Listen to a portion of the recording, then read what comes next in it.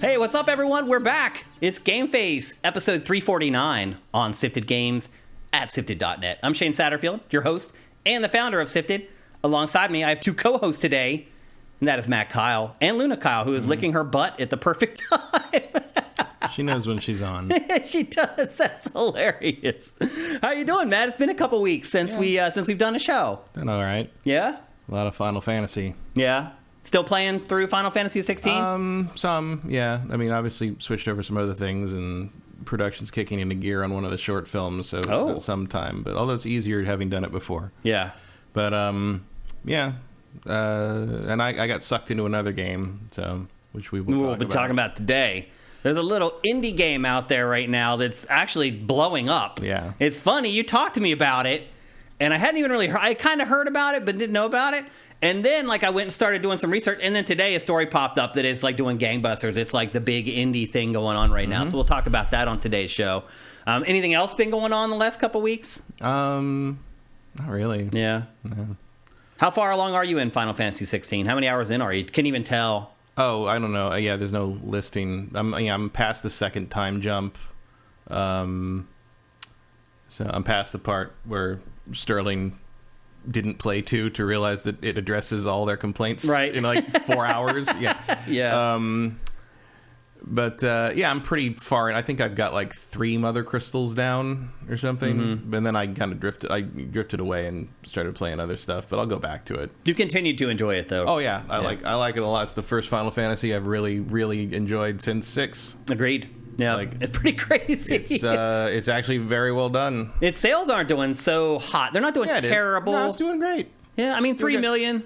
Yeah, it's just for one platform on a, people are comparing it to stuff like Spider-Man or whatever. It's but Spider-Man on 110 million PlayStation 4s to sell to, and this has 30-some million PS5s. And that's a 10% attach rate. That's pretty good. And the comparison to Final Fantasy 15, I get it, but Final Fantasy 15 was on everything. Yeah, so it makes a difference. With much larger install bases. So this is doing great. Also, what was the other thing that, sold 2 million, or a Street Fighter? Street Fighter, 2 million, so 2 million for a Street Fighter game across all platforms is amazing, but 3 million for Final Fantasy on one platform is a bomb? That doesn't make any sense. The Final Fantasy numbers didn't bother me that much or raise a red flag for me. The Street Fighter numbers did, though, a little bit. I really expected more for Street Fighter. Capcom seems pretty happy with it. Yeah. And it is caught on in the community. Obviously, the biggest fighting game tournament of all time, the entries at EVO.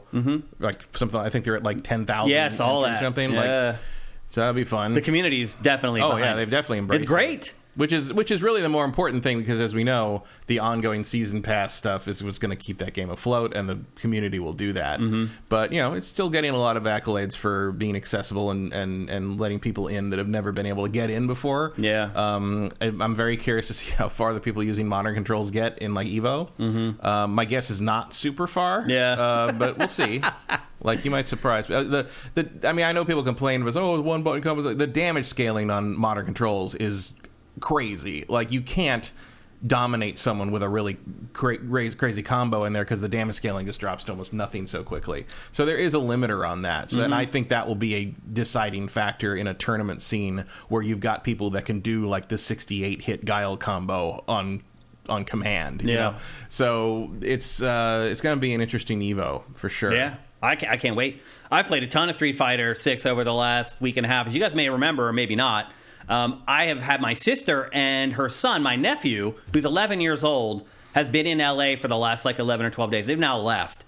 But I played a ton of Street Fighter with him, and of course he was using the modern controls. And basically every character, he may win the first round. Maybe. By the skin of his teeth. Then I started figuring out what the combos were and how to block them, and then I would win the last 2 matches, definitely. Yeah, well, as Alex Valle says, the first round is data. Yeah.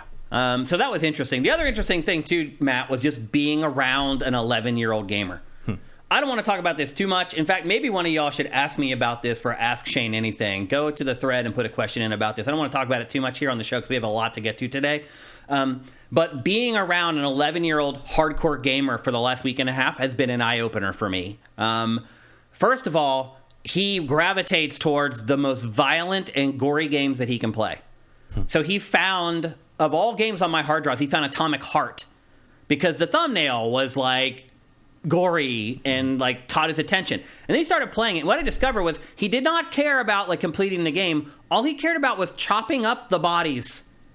Like he would kill somebody, he'd chop off all 4 of their limbs and then chop off their head. And he just did it over and over and never got sick of it. I was just like, okay. Then he starts playing Call of Duty. Doesn't care about winning or shooting anyone with his gun. All he cared about were the hyper gory violent finishers where you like stab him in the leg and then you stab him in the temple and then you stab him in the heart. Like he was obsessed with those, but didn't care like what his KD was, whether his team won or lost.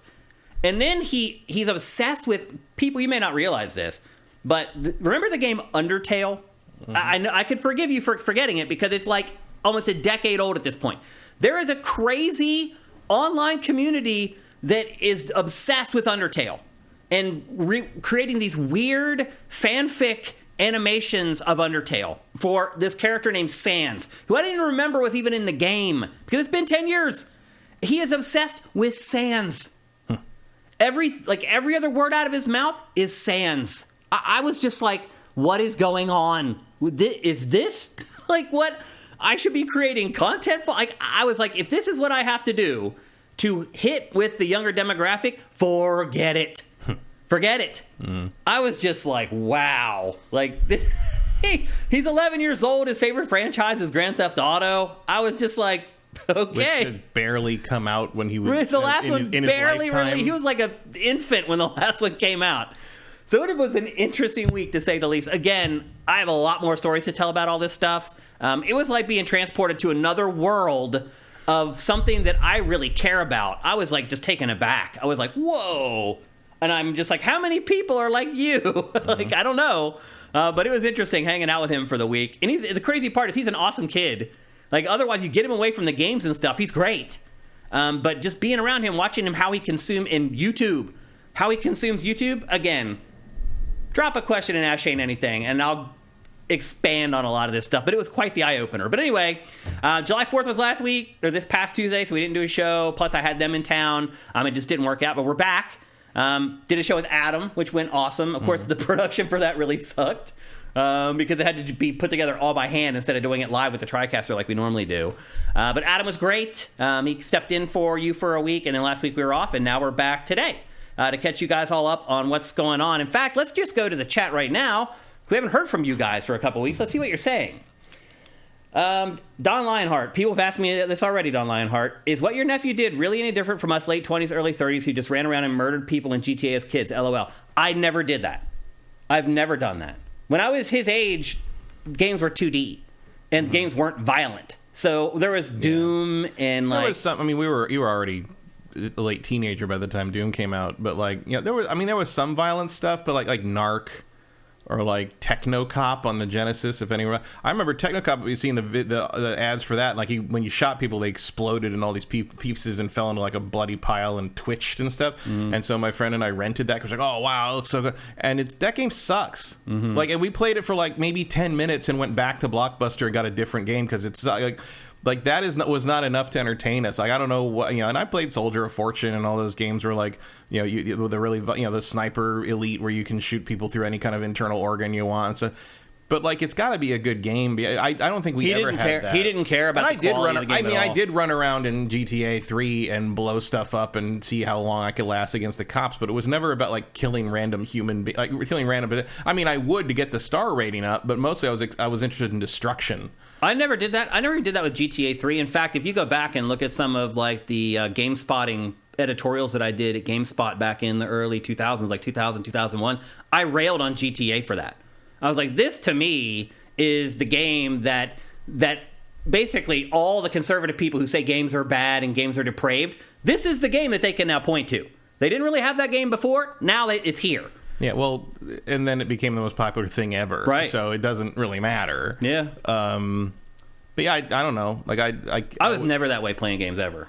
I don't know if I can know that because games didn't do that. That's true. Then, again, when I was 11, like I was playing 2D games, and there just weren't simply games like this. And it was interesting to see like violent games and stuff at the time, but it wasn't like, it had to be more to it. Like, like Splatterhouse was cool because it was like a horror movie, but also Splatterhouse was fun. Yeah. Like there was more to it than just the animations of things getting their heads cut off and stuff. It was a fun side scroller. Yeah. Like, that was the issue. Like, that's the issue is like, you know, if you're like playing Atomic Heart simply to dismember someone is weird. Yeah. To me. It was like, bizarre to me. Like, that is a different thing to me than, because, like, look, playing GTA 3 to blow as much shit up and get the cut and, like, run away and live as long as you can, like, that's clearly an intended function of that gameplay system. Mm-hmm.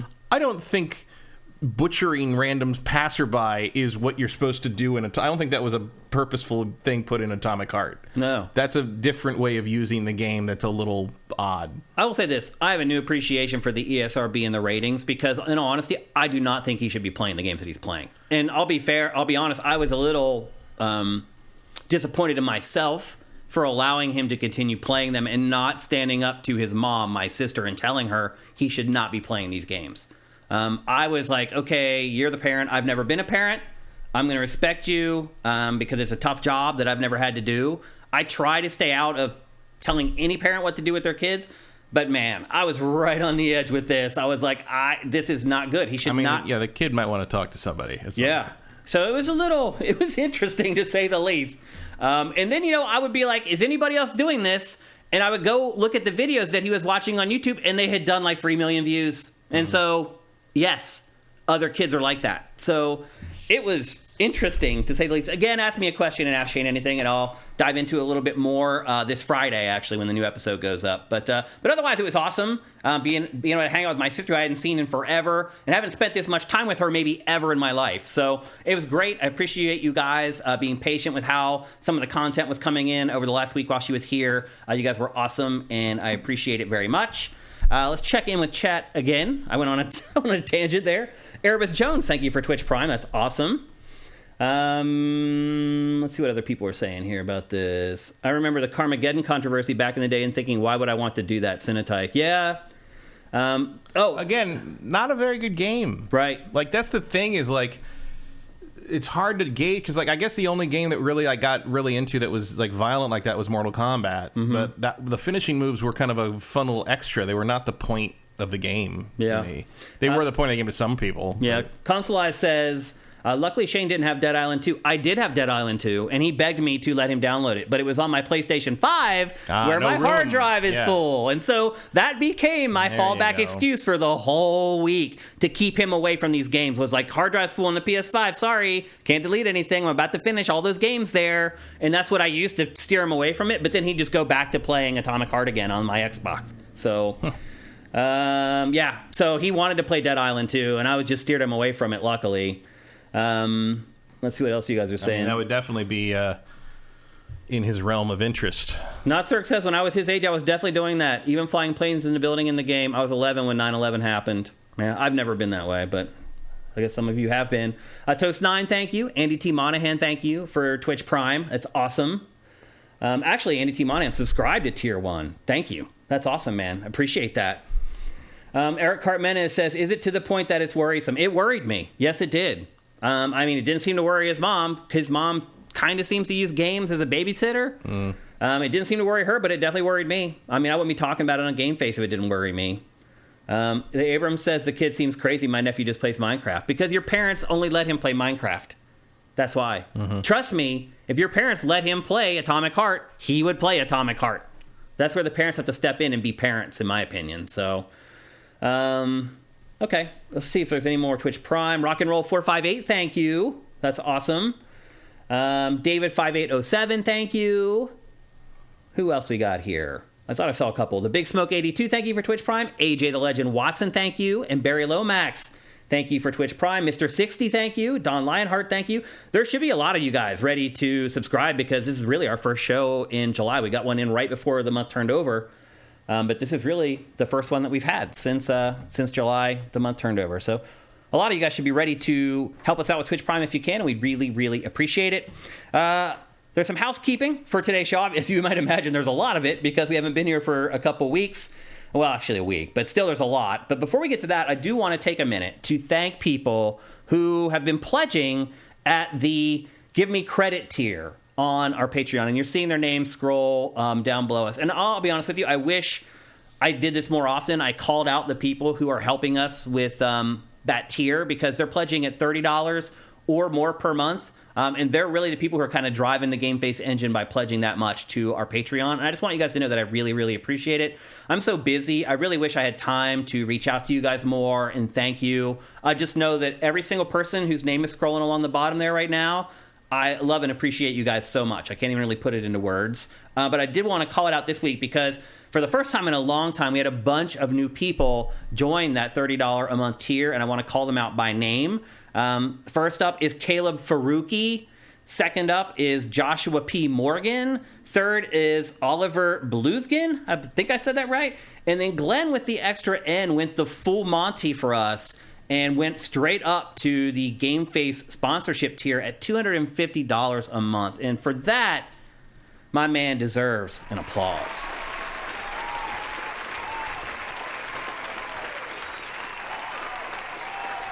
But I want to thank all of you guys. Without you guys, this doesn't happen. This would have ended a long time ago. The people who are pledging the $30 a month are really what's keeping GameFace going. So thank you guys so much. I can't really express how much I appreciate you, all you guys, honestly, all our patrons, but really the ones who are going above and beyond at that $30 a month tier. So thanks, guys. And welcome newcomers, the folks who just joined that tier. We really appreciate you guys. Now it's time to get into our housekeeping, Matt. Big day today. Today is Prime Day. I feel like we talk about like Prime Day and like Black Friday every year, and both of us are just like, I'm not buying anything. No, I mean, if I hadn't said anything, I would never have noticed. I'll be looking at some stuff. I'm still waiting, by the way. People have asked me like for my DJ gear to come back on sale on Amazon.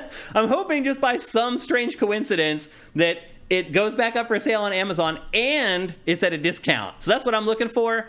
Also looking maybe if I can find a cheap 4K monitor because I need a 4K monitor to be able to capture in 4K. And there's some stuff that we're doing that I wouldn't mind kind of shifting up to 4K at this point. So I'll be keeping an eye on that. Is there anything that you're looking at or looking for? Nope. Not that would be on sale there. I mean, we're a little older than most of you guys. Matt and I kind of have everything we need at this point. And we're very fortunate to be able to say that. But we are lucky that we're older and we've kind of bought most of the necessities that you need as an adult at this point, and it's just kind of stuff that we want now instead of stuff that we need. But if you are someone who still needs stuff, not just doesn't want stuff, and you're looking for a bunch of deals, we've curated, I don't know, 3 or 4 different Prime Day articles on Sifted. They're live right now. They're roundups where the websites go and do all the work for you and find all the best deals. There's like 4 or 5 of those right now up on the site, curated, if you want to check those out after the show is over to help you spend your money and your time wisely during Prime Day today. But yeah, it's like after the first couple of Prime Days, it's just kind of lost its luster for me. I realize for younger it's also people, like the Steam sale thing where like a lot of the Prime deals are not what they once were. It's like, you remember back in the day when it's like, oh my God, that thing's normally $50 and it's like $9. Yeah, that doesn't happen anymore. No. Yeah. You search around for hours and you can't find even a single deal that's like that. And so you just give up. Like after a couple years of doing that, I was like, I'm good. Like if there's something that's a really good deal, I feel like it'll bubble up for me on social media or something like that. And I'll end up finding out about it. So yeah, I don't really dive into Prime Day anymore. But if you guys are, good luck. But I'm interested in like weird shit. Like I don't know if you saw this. It was last week, I think. Sometime. Can't remember what day. Thursday maybe? Thursday or Friday. Briefly, for like an hour, Amazon had new sealed copies of Majora's Mask for sale at retail price. Someone found a sealed shipment box of them that had been lost in the corner somewhere for like 25 years. Opened it, scanned them in, sold them for $69.99. Wario64 tweeted about it. Gone. Oh, yeah. Someone made a lot of money that day. That poor person could have made so much money. But it was Amazon that had it. Amazon had it? It was sold through Amazon. Right, but it's just a private seller. You can sell on Amazon no, like you sell on eBay. No, it was from Amazon. It was from Amazon's warehouses. Weird. So no one knows how that ended up. Was Amazon even around when that game came out? Yeah, but they were mostly they were just selling books mostly then. Yeah. They sold a bunch of stuff, but they were an online bookstore. It's weird. I always see those Game Hunter videos on YouTube, and like they all sell on Amazon for some reason. Like the guys who buy stuff and flip it. But this was some warehouse somewhere. They didn't know what they had. Crazy. That's nuts.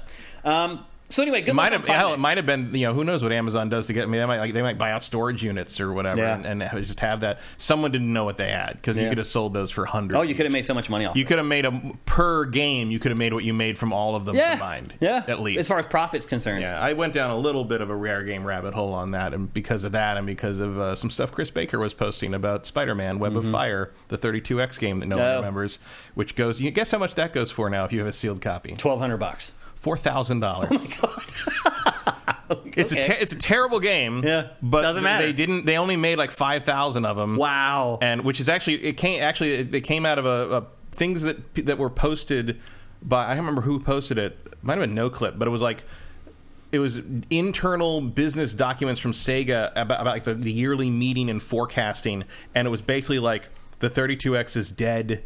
We're only expecting to make 5,000 copies of the Spider-Man game. And the other bullet points were like, see about cheaper price for a unit. Looking to scrap things for games. Looking to scrap prices we could get for the remaining hardware. Like it was literally like, we are going to scrap everything that's left.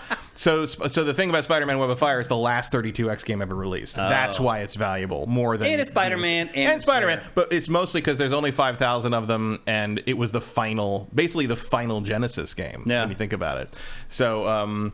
So that was fun. That was an interesting thing. It was just people talking about various Spider-Man games because they're like, oh my god, there was a time when a Spider-Man game, they're like, oh, this is only going to sell like 5,000 copies, and now like Insomniac's game is like one of the biggest things in existence. It's like, what a difference 25 years makes. Yeah, with the same character. Yeah, it's pretty crazy. Let's get to the rest of our housekeeping before we get into GameFace 349 proper. First up, huge story we've been waiting on for forever. Finally broke this morning, Matt.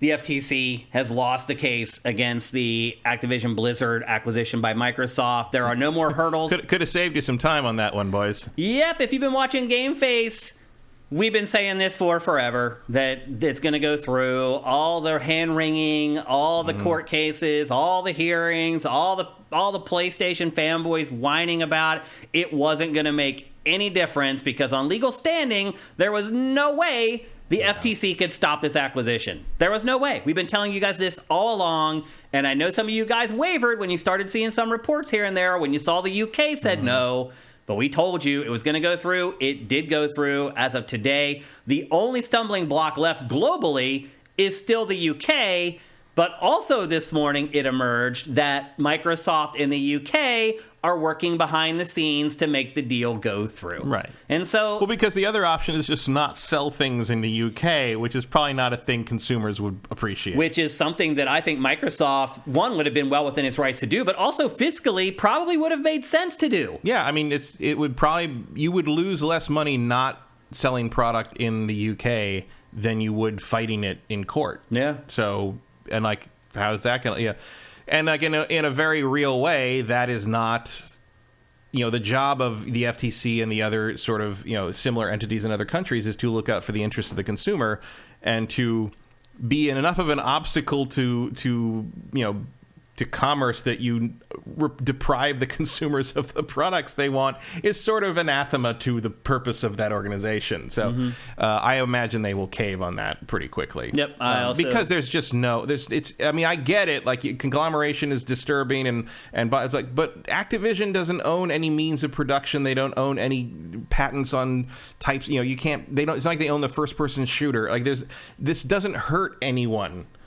Also, by the way, if you haven't figured it out by now, Matt and I are like anti-monopoly, anti-conglomerate. That's just not what this is. That's just not what it is. Like if Microsoft legally, it's not what it is. No, if Microsoft tries to buy Sony, then you're going to hear about it from me. Yeah.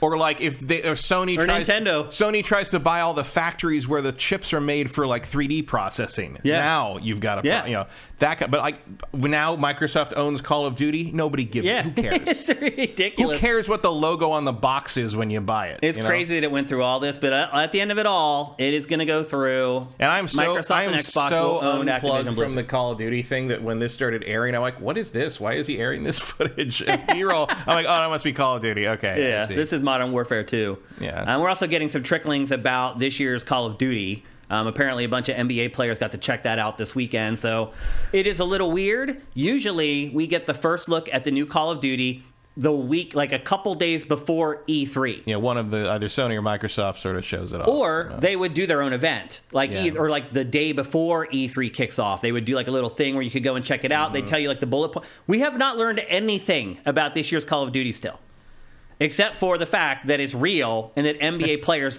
got to check it out this weekend. It's real and basketball players have seen it. Yeah, that's pretty much it. So anyway, breaking news. It is happening. Microsoft and Xbox will own Activision Blizzard. How long will it take before this actually goes through now? I would imagine it'd take almost a year. You think a whole year from now still? I mean, it depends. I mean, I don't know what the legality of being able to move those cogs behind the scenes while you're litigating that. Like, I would imagine everything about that has to freeze, legally speaking. And now you basically have to start from square one on the merger thing, and that takes a long time. So I would be surprised if, I mean, I would expect like it to be kind of more or less happening, finalized, whatever, like everything's sort of functioning the way we are initially going to make it function, like maybe this time next year. Yeah. Also, Blizzard said today that Diablo 4 will not be on Game Pass. Yeah, which just seems a little weird that Blizzard's making that call right now, but I mean, it probably will be eventually. I mean, that can, once you have to pay for the expansions. I think what Blizzard was hinting at is like, now that this comes through, like don't wait to buy it till like, because that's what some people were doing. Yeah. They were waiting to buy Diablo 4 thinking it might. That's not if that happening. happens, it'll be like a year from now or longer. Like, that's not don't wait because it's like, oh, it's gonna be on Game Pass in September. No, it's not. That's no, it'll be promise, like a year or more before Diablo 4 is on Game Pass. Yeah, they're not gonna be the same company for some time yet. Yeah, it's don't count on all. And the other thing too, Matt, is like nothing's changed. No, everything's nothing's the same. Gonna change. No. Like Call of Duty's gonna keep being released for PlayStation. Diablo is gonna stay on PlayStation. Like any of the brands, if you're a PlayStation fan, any of the brands that you've come to know and love from Activision Blizzard are going to continue to be released on your platform. It does really nothing for like 3 years. Yeah, maybe more. And even then, they may conclude that selling it on all platforms is more lucrative than selling it only on one. Yeah. So, I mean, because they aren't that interested in selling hardware, really. So the only reason to make it exclusive to Xbox would be to sell Xboxes, and they don't seem to care about that. So yeah, I don't really know that anything's going to really be particularly different for anyone who just plays the games and isn't a shareholder beyond, like, I don't know, maybe you'll need a Microsoft account to log into Call of Duty from now on or something. Yeah. Like, Cinetech is asking, in what scenario or conditions do you think Xbox could make COD exclusive to Xbox consoles and PC? I don't think there is one. Whenever they want. I mean, once the contract's up, they could do it if they want to. Could they renege on what they said to all the there's authorities? There's nothing. But then the authorities could come after them still. For what, though? If they were breaking, like, for example, like they promised, basically. And I think there was a formal process of that. Promises don't hold anything unless they're under oath, which I don't think they are in that situation. They're not testifying. They're just saying, like, that's what we're going to do. But I think they've signed paperwork to some effect that they will leave Call of Duty on PlayStation. Yeah, for a certain period of time. But after that, they can do whatever they want. I think it'll be a long time until... Oh, it'll be like 4 or 5 years minimum. I think more than that. Well, I think that's the length of the agreement, more or less, because they just said we're going to let the contracts with Sony play out. Like, we're not going to renege on the contracts Activision already has in place. Those are all and they could, like, once you buy a company, you basically get to reevaluate everything they've agreed to because you didn't agree to that. But they just said we're going to leave all those in place, and I don't think there's any reason to believe they won't leave those in place. But after that, they can either renegotiate the contract or just say we're not going to do that anymore. But I do believe, just given the scale of PlayStation's lead, I think it's more valuable to sell PlayStation owners Call of Duty than to have it to yourself. Yeah. Well, I saw a figure that basically PlayStation makes $1 billion a year off Call of Duty. Mm-hmm. Just by selling the game for its platform, it makes $1 billion. So how much is it worth to Microsoft to continue to sell the game on PlayStation? Probably a lot. Yeah. There's a lot of money there. So it'll be interesting to see. But again, they're making Sony money by doing it too, but it's like, at a certain point, Microsoft doesn't seem all that interested in dominating the market. They just want to have a piece of it. Yeah. They've been in third, as Microsoft said, it's been in third place since it launched the original Xbox. Yeah. It has not done particularly well there. Well, it did okay with 360. Japan, but 360, the 360 is their golden era right now. Yeah. And it may always be. Yeah, well, I mean, just the way they blew it with the Xbox One is remarkable. Yeah. Like the heights of the 360 down to the lows to the Xbox One, down to the bone. is just remarkable. Like, I don't know if I've ever seen anything like that, maybe outside of, like, Genesis to Saturn. Yeah. Like, it's comparable. It is. Yep. It's pretty much equal. And it's also, like, almost as unforced an error. Yeah. Yep. So anyway, it's happening. It's coming. I don't think anyone's going to notice anything different for at least 5 or 6 years. Nothing immediate is going to change. Yeah, don't sweat it, PlayStation owners. Next up, we got word yesterday that another Black Panther game is coming. This one is from EA. We obviously had Black Panther in Marvel's Avengers, one of the more popular DLC drops for that game. But we're also getting one from Skydance Media. And they shared a trailer that was like a mashup of Black Panther and Captain America. Do you even remember this? Oh, yeah. Yeah, this is a World War II game. Yeah. And the new game they've announced seems like a modern, like, it seems like T'Challa, probably, as opposed to this is his father, I think. Yeah. Or his grandfather. Yep. And from what we're getting, basically, the new one from EA is going to be like an open world action RPG. It's coming from developers with pedigree. Some of them worked on God of War. Some of them worked on Shadows of Mordor. Yeah, there's a lot of the leads from the Shadows of Mordor games. Yep. And which so is good. I think that's really good. Yeah, like it's a brand new studio, though. I can definitely see adapting sort of how the combat works in that to something that like Black Panther would do, with the verticality of it and the So I think that's a good choice as far as developers are concerned. EA, again, it's a very promising idea and pedigree and people behind it. It's just one of those things where it's like, well, we have all these, superhero video games announced right now, and the only one I'm really sure is going to come out right now is Spider-Man 2. Yeah. It's like... don't forget, we have the Wolverine game that's under development in Insomniac. There's all these Marvel things just hanging out. Which they're really just staffing up now. Yeah. And that game's a long ways away still. We have the Skydance game. That's probably still 3 years away, would be my guess. The one from EA, probably not till 2025. And the Skydance game is the one like Amy that. Hennig's involved in. Yeah. Right? Yeah.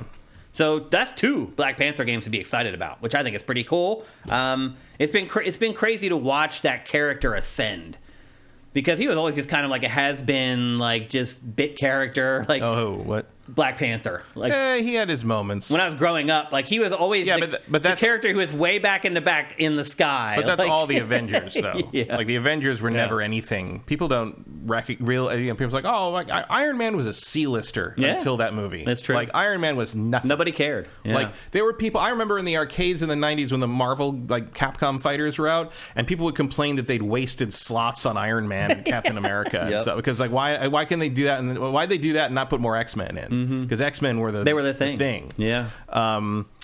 The Avengers were always not like losers. They were boomer. We today would call them boomer fit characters. Yeah. They were like all the baby boomers grew up with them and loved them from the the 60s and 70s, and like the guy who owned the comic shop I worked at in high school, and all his friends who were they were older than us, much older, like 30 or something when we were teenagers, and like they were all giant fans of the Walt Simonson era Thor, and we all made fun of them relentlessly for liking Thor because Thor was so damn lame. That is not a thing that would happen today because all those characters, I mean, I don't know if I've ever seen it. That's the opposite of the Xbox 360, Xbox One turnaround. It's just like... And look, man, I didn't care about any of those characters before these movies. Those movies made me care about Iron Man and Captain America and Thor and all that. So like, I never read a Black Panther comic on a solo comic before. That was my point. Nobody did. He was just kind of this bit character for my whole life, pretty much. It's been amazing to watch him. He didn't have a lot of solos. He was big in the 70s. So was Doctor Strange. Like, he was. Strange and Black Panther because they were part of the counterculture movement. I had a Doctor Strange comic this big from the 70s. Black Panther's name, by the way, predates the Black Panther Party.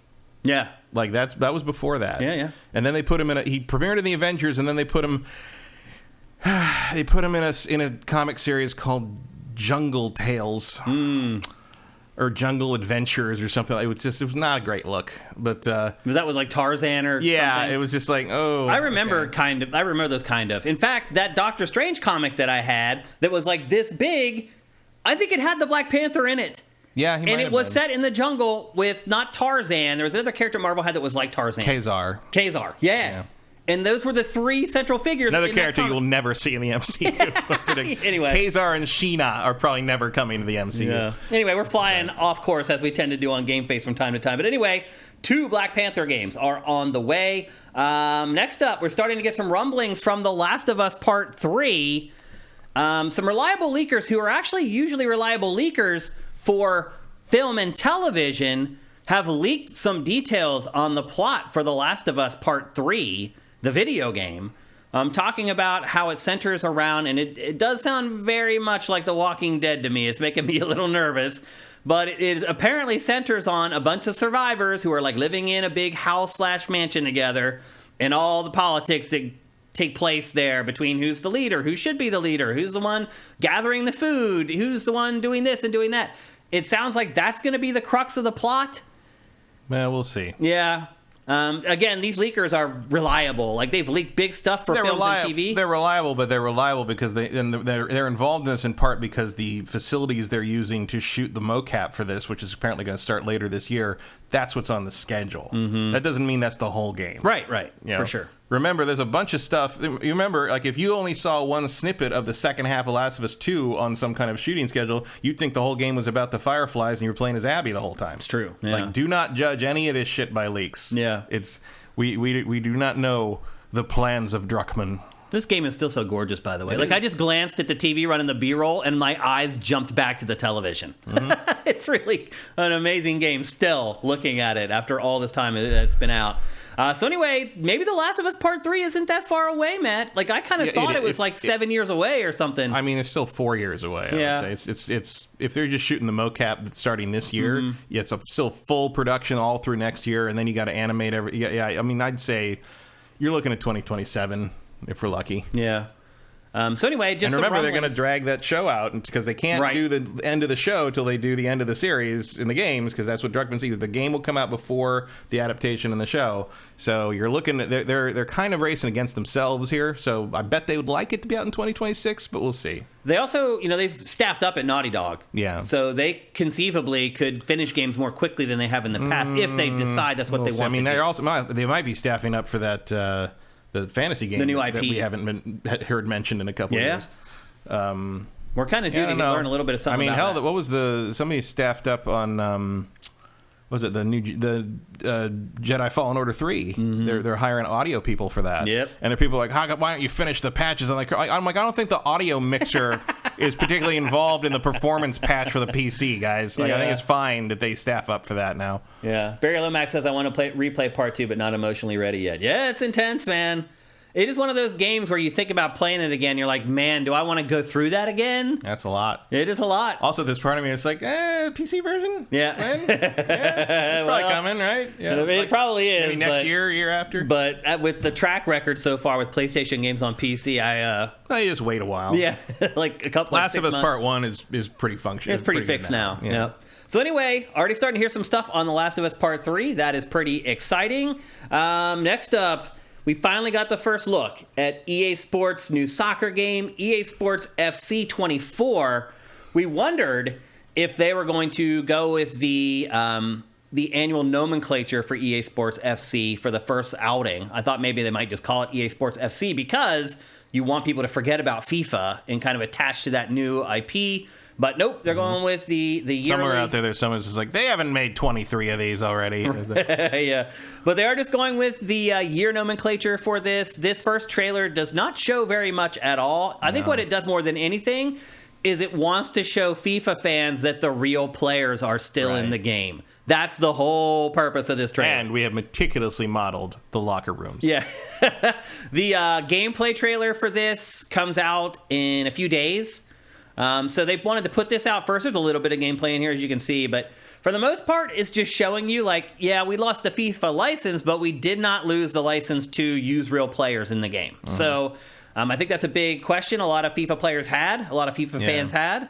Do you think, I always think about how notice they're always showing them from behind so you can see the names on the jerseys. I was thinking about the cloth on the and how that's advanced over the last 10 years is the cloth of the clothing no longer being part of the character's body model and being something that is simulated independent on top of the model. Yeah. You think there's people out there that are trying to figure out how to simulate how static works on those soccer jerseys. When you wear them and they and like somewhere someone's trying to figure that algorithm out so they can make it like hang on the body. The ones properly. that are like too much polyester that always and it kind of stick clings. They don't hang because these things all hang like a perfect Magneto cape down there. Like, and I'm like, that's not what it feels like to wear one of those things. No, and I'm like, somewhere out there, someone is trying to figure out how those things stick to people. Yeah, in a more accurate way. Yeah. So anyway, we will get a gameplay trailer for this here in the next couple of days. This is just kind of the teaser to get people on board and make them realize that some of the stuff maybe they thought was going away is not going away. It'll be interesting to see how this does without the FIFA name. Yeah. It's a big test for EA soccer franchise. I tend to think it's going to do just fine. I think it'll probably sell just as well as a FIFA would, but I've been wrong before, and I could be wrong about this one. But so far, so good, I think, for EA Sports. Yeah, I don't know FC. enough about soccer fans to know how much the FIFA license carries for them. Like if and also, like, I mean, it's going to depend which one's better to play. Yeah, that's a big part of it, and I think that's where the gameplay trailer. Yeah. Well, also, I mean, this is still the FIFA people that made those games, right? So it's like basically, the FIFA license game really has the uphill battle here in terms of being as good a game. Oh yeah, I mean, who even has it? Like, no one's even bought it yet. Like 2K even hasn't snatched it up. They made a Lego soccer game instead of a FIFA game. So because there's no FIFA game this year, right? Right. Yeah. So I think FIFA may come to regret not playing ball. I mean, with EA's definitely got a year to like really lock this down and make people trust this new before something else comes along. Yep.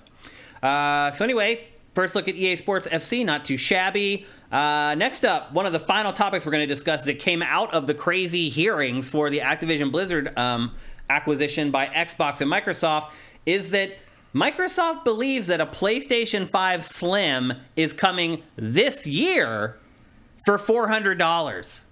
Where do you think Microsoft would have got that information? I mean, all those people talk to each other, and they third party told them. They use the same factories. They talk to third party stuff. I mean, maybe some Microsoft guy sat next to a Ubisoft developer on a plane and picked his laptop up when he left it on the seat. I don't know. Like that's happened to Ubisoft over and over again on trains. Yeah, I guess the only way we know that was true if like suddenly everything from the next Assassin's Creed leaked out too. Yeah, but maybe they're saving that for next week. But what do you think happens if there is a PS5 Slim for $400? I don't even know what that looks like. What is it? Well, I think it's just the same hardware, slimmer, cheaper. Yeah, kind of like all the Slims that they've done. I guess it's kind of a weird move to me, unless it's a cost-cutting move. That's what I think. I think they found a cheaper way to manufacture it, and they're like, we'll pass along a little bit of the savings. To me, it's just so soon after it was actually became viable to just go get one. Yeah, and all of a sudden there's a new one. It has been 3 years though, since it launched. So and it's like how do people paid $1,000 to a scalper feel now if that happens? Like, oh, I mean, I feel like if this does happen, like, I mean, it already has a chokehold on this generation. To me, this just puts Xbox in 6 feet deep, basically. Yeah, I mean, it's a hard sell. Also, because Xbox, by the way, just increased the prices of Game Pass and its console.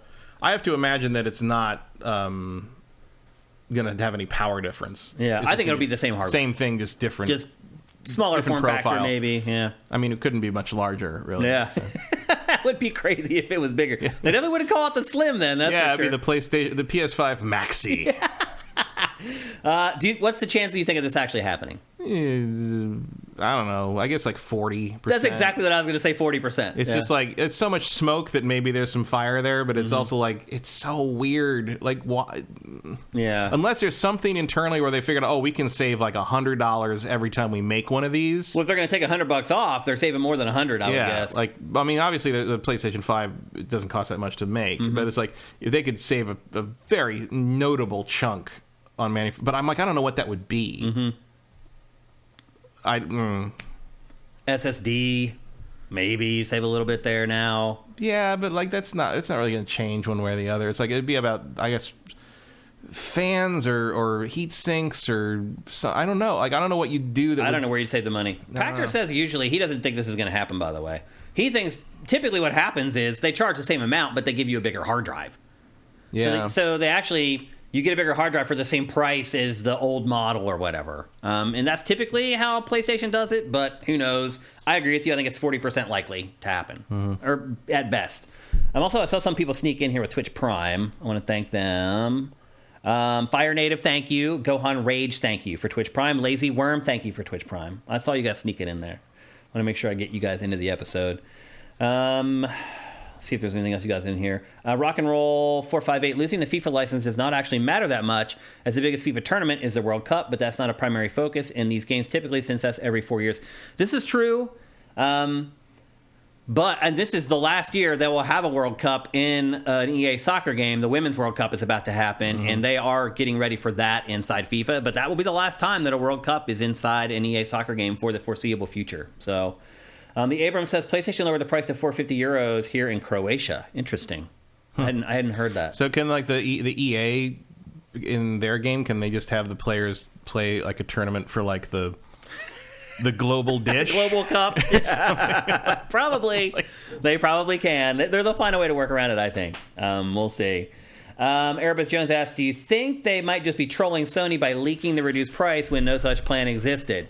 But no, this I is don't. Internal stuff, because this was internal. They'd have to be lying to each other. This wasn't like a leak. This was in the discovery process. You have to send like all your emails over, all your documentation over, and they just found it in there when Sony sent the discovery over. So yeah, it wasn't like some troll or anything like that.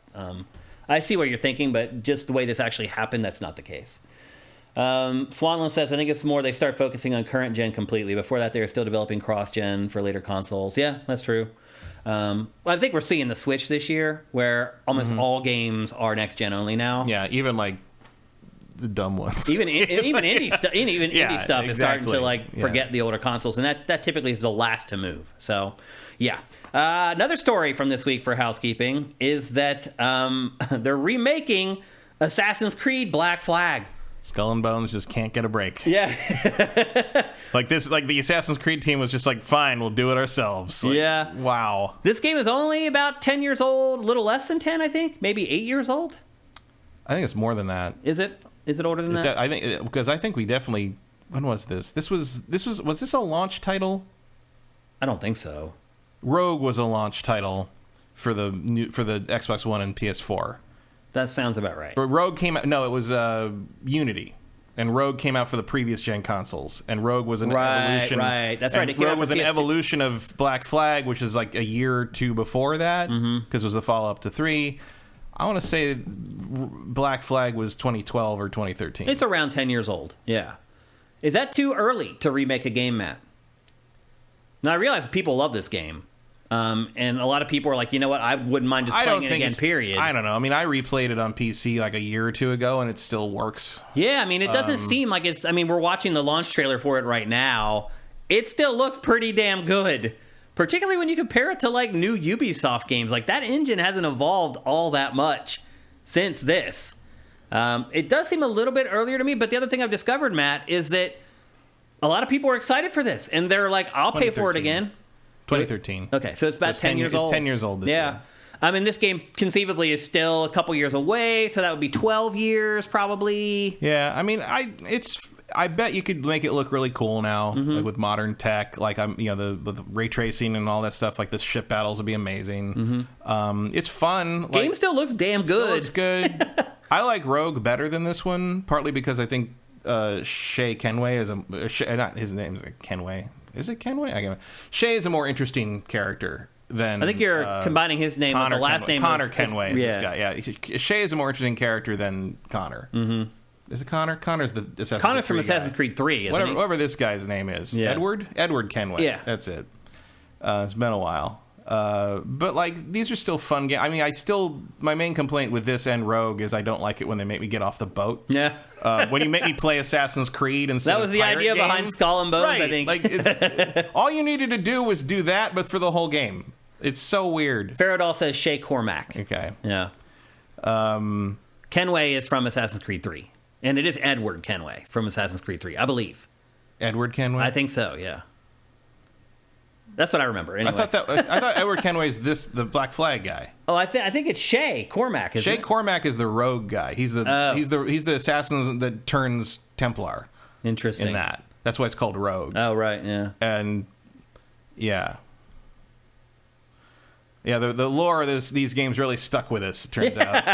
It's a lot to follow. It's a lot to remember. And Connor... 10 years ago. Connor is 3. Connor is the son of the more interesting character you start in that game is the Templar guy.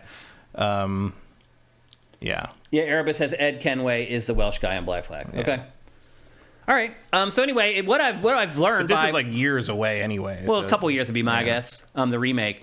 But what I've learned is that people are ready to pay for it again. Are you surprised by that at all? No, I'd buy it. Yeah. I like this game. You know, there's a nostalgia to too. it now already. You know, 10 years ago, if you were playing this game when you were 16, you're almost 30 by the time this comes out. Like, sure, that's prime area. We're very old. Hashtag old. That's for sure. But anyway, they didn't say when it's coming. In fact, this leaked. This wasn't an official Ubisoft announcement. But once again, this is coming from reliable leakers. Ubisoft can never keep anything secret. I think we know that already. So anyway, I guess 2025 probably we'll see this remake or whatever. And by then, you know, they'll have Unreal Engine 5 whipped and it'll look amazing. So a couple more years to wait for that. Another piece of housekeeping from the week, and again, it's been a busy week. CD Projekt Red tried to rewrite history on Cyberpunk 2077, Matt.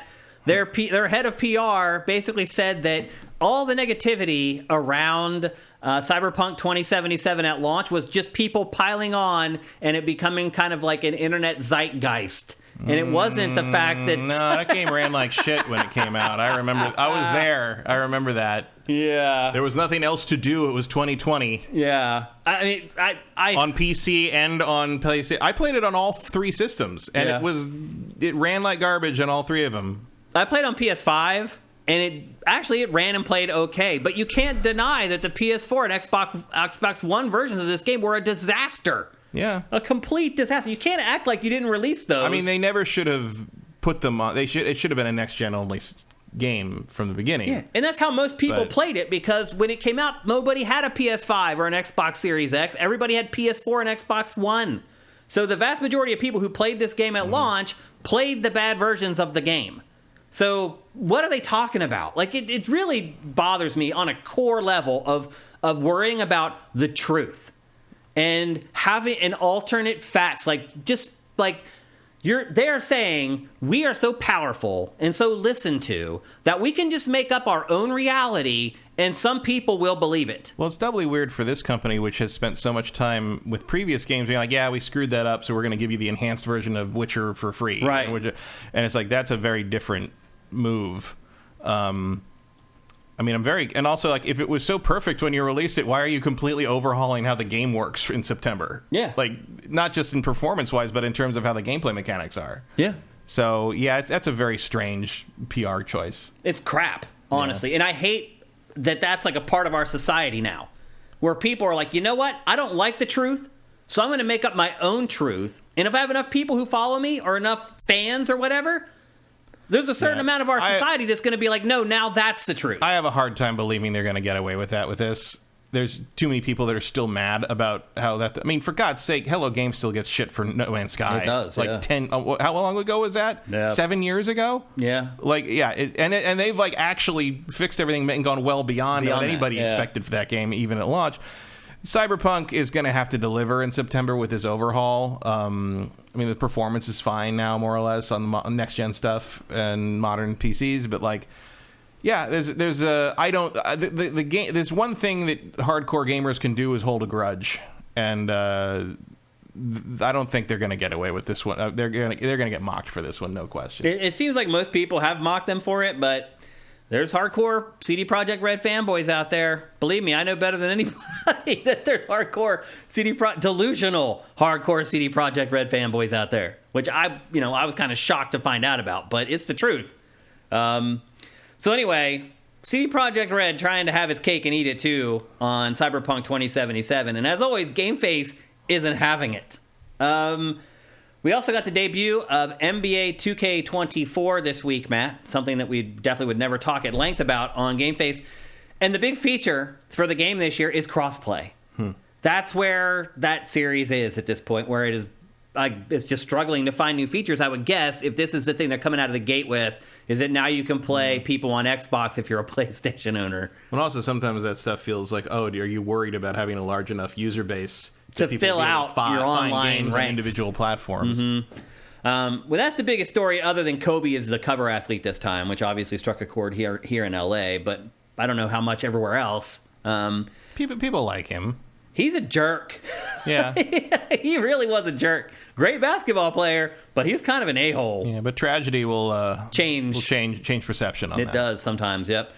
So anyway, NBA 2K24 coming as usual at the end of the year. Its usual release date. It always releases within like a week where it does the year prior. And then the final piece of housekeeping for this week is we got the first announced Street Fighter 6 DLC character, and it is Rashid. Are you surprised that they're bringing him in first? No, he's very, very popular in the last one. He's very popular. He was like an Evo, he was an Evo darling. Yeah, one of the strongest characters in the game, no question. And like if you watch this teaser thing, they are showing off the animation. Mm-hmm. Like this game already has really great animation. It really does. The Rashid stuff is next level, especially with his clothing hanging on. It's very impressive. Yeah, it looks great. And to your point, he's extremely popular. Yeah. Yeah, and I'm surprised he wasn't on the base roster, in all honesty. I feel like maybe they needed a little extra time on him because he just looks so complicated in terms of visuals and animation. That could be. But he is the first DLC character, and then we found out this morning, I didn't have enough time to really get it into the show. Look at how much cloth physics is happening with him, even by the standards of this game. Like, it's remarkable. Yep.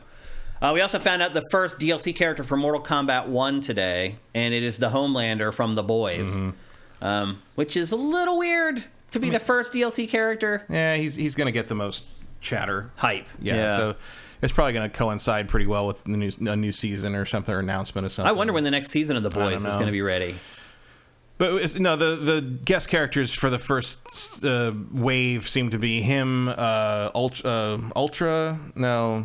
Omni-Man from Invincible, and Peacemaker. Mm-hmm. So, which is interesting because Homelander and Omni-Man are kind of similar. They are. They're Superman analogs, evil Superman versions. They're different looks, but like it'd be interesting. I mean, they both are good fits for Mortal Kombat. Yeah. And so is Peacemaker. Like they're but Peacemaker is more interesting a little bit because you're like, is it going to be John Cena? Right? Are they going to use him? Is that probably not. I don't know. He'd probably be up for it. It just matters if they want to pay for it. That's what I'm guessing. But the moolah, man. But it's like that. What else is Warner Brothers Interactive throwing money at right now? Yeah, that's true. I mean, I keep waiting for them to be sold.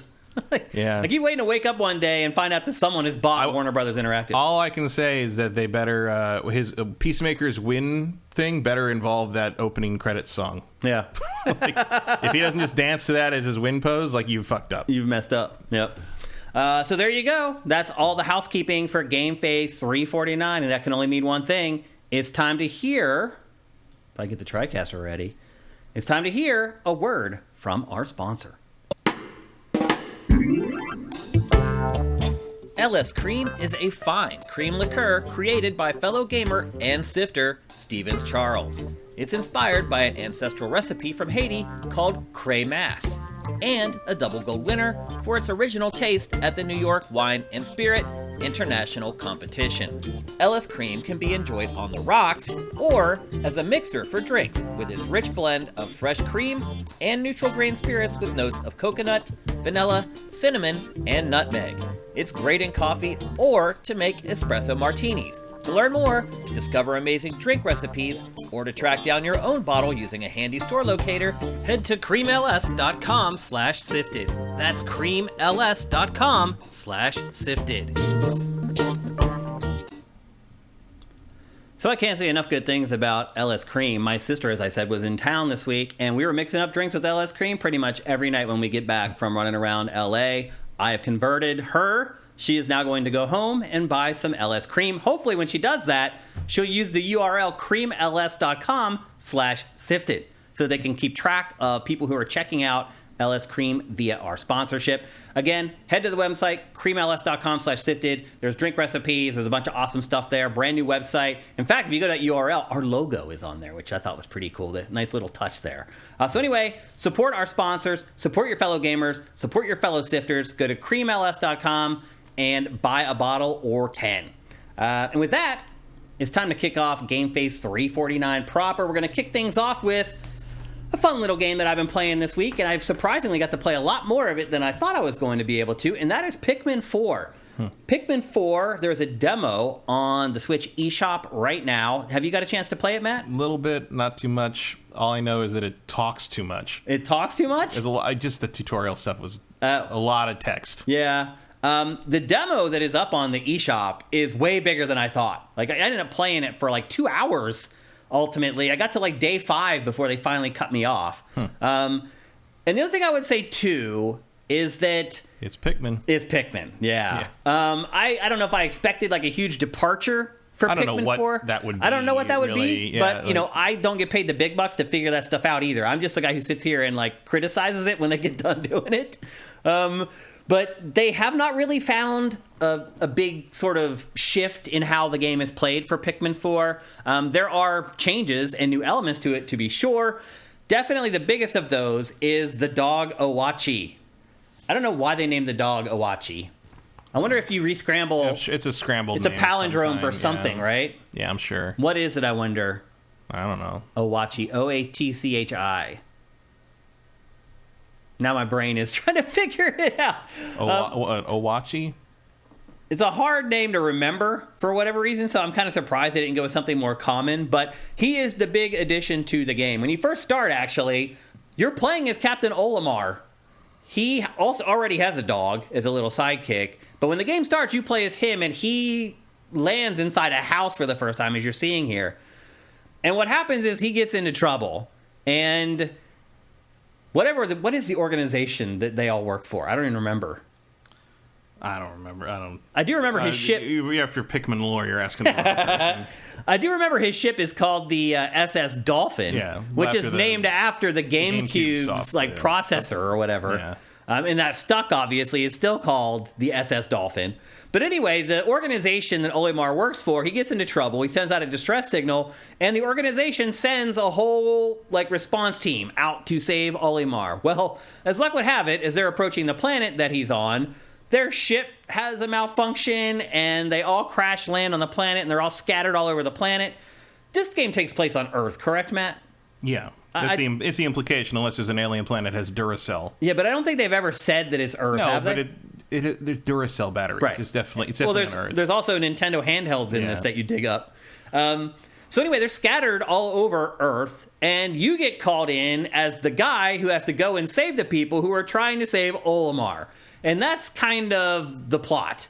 And you can create your own character. They don't name him and pre-create him for you. And I will say this, the character creation tools in this are real simple. There's you can see right here, right on cue with the B-roll. There's 4 body types. There's 10 faces. There's 8 hairdos and a handful of colors that you can choose for both the hair and for your space outfit. But they do give you the opportunity to create your own, which is something different for a Pikmin game. They've never really done that before. And then you set out. And the big objective, really, if you remember, for most Pikmin games, the big objective is to collect all your parts so you can rebuild your ship and then fly away from Earth. In this, initially, there is some parts that you have to collect. But after you get the ship kind of functional, the real objective is to find all the people. Because the people that you find as you go through all the different levels and everything are specialists, they're scientists, they're tech people. And eventually what happens is you create this collection of people who stand outside the ship every morning, and you can go to them and you can do things like level up Owachi, the dog. You can level up your abilities. So there's some very light RPG elements to this. The Owachi upgrades are pretty awesome. It's Ochi, apparently. Ochi? And I guess it's a pun on the Japanese word for sit. For sit? Yeah. Okay, that makes sense in some kind of a weird way. For a dog kind of thing. When you first get Owachi, all he can do is he's strong. He can bust through barriers and he can drag stuff. You just saw him dragging that tree through that opening or whatever. But as you go on, you can level him up and he does all kinds of stuff. Eventually you can ride on him like he's a mount. But not just you, all your Pikmin ride on him as well. And it creeps me out, Matt, because it reminds me of, have you ever come across a spider? The wolf spiders that carry all their babies? I mean, a lot of spiders do. And you come across a spider, the famous one is the wolf spider. Yeah, does that. And it almost looks blurry when you look at it, and then you look close and you realize there's a million babies on its back. Mm-hmm. That's what happens with Ochi. in this. Like, all the Pikmin jump on his back, and he can carry him around and carry you. It's a little creepy looking the first time that it happens. At least it's not like what the frogs do, where they pop out of the skin. Right. That's true. That's a good point. Don't tell Miyamoto about that. He'll do that. Yeah, exactly. In the next one. Yep. So the objective of the game is to find all the scientists and the gearheads who were a part of the crew, return them to the ship, and then use them to help eventually rescue Olimar and get off of the planet. If you only ever played the first Pikmin, you may think that this franchise still has a 30-day time limit. And basically how that game worked was you had 30 days to get off the planet, and if you didn't do it, you had to start the game all over or go back to an old save or whatever. It was annoying, and it was one of the things that people criticized about the first one. Since then, they have ditched that 30-day time limit, and that is also the case in Pikmin 4. You have as many days as you want or you need in order to get off the planet. Now, you still have the daily time limit, so you have to get everything done before the sun sets. Later on in the game, eventually you get glow Pikmin, which let you actually stay out at night and keep completing objectives and fighting enemies at night. But up until day 5 or day 6 that I played this, that had not happened. So still, when the clock starts counting down, you need to get back to the ship, get all the Pikmin back to the onion, otherwise they all die. And that part of it is still the same, at least through the first couple hours of the game that I've played. As you venture around, you find new onions so that you can then store and take different types of Pikmin out of the onion. So right now it's only red because I only have the red onion. Eventually you get the yellow onion, and the red will have like a stripe of yellow on it. And eventually you're able to take all your Pikmin out of that one onion. Now, the way the days work in this is kind of important because, Matt, do you remember, was it Pikmin 2 or Pikmin 3 where there was those dungeons, like the underground that you would go down into and you'd fight underground? That was definitely in 3. I don't remember if 2 had that. I think it was 3. And they were kind of like cordoned off and like separate from the game. There were things that you could kind of choose to do, and you didn't really necessarily have to do it in order to complete the game. In this, the underground stuff is integrated into the game proper. So as you venture around, you'll find these little hatches that you can jump down, and you go down underground and fight underground. But now, there's important parts and other stuff that you need that are mission essential underground. So you have to go underground. But the way you can manage the time in this game is when you go underground, there is no time taken off of the meter. They say that it's drastically slowed down. I couldn't tell that any time went off the meter when I went underground. I'm not 100% sure that no time goes off, but I thought that no time went off. So what you do is you stay above ground for the whole day, and then when the timer starts to get into the red, showing that the day's about to end, then you go to one of the hatches and you go underground. And you can I found I could stay underground as long as I wanted, and it never seemed to change the clock. So you go underground, do the whole dungeon underground, finish everything, collect everything, and then come up, then go to the onion to finish the day. And it does change how you play Pikmin. At least for me it has, anyway. How far did you get, Matt, before you gave up? Did you even get to past the Olimar part? No. Okay, so you were still in like the indoor house while you were playing it. What kind of things did you notice while you had spent some time with it? It's Pikmin. Like, yeah. I really didn't hook me. Really? It did me. I didn't. I don't know. Are you a fan of Pikmin? No. Oh, you're not. You never enjoyed them. Although one of the main things was I didn't like the time limit. Mm-hmm.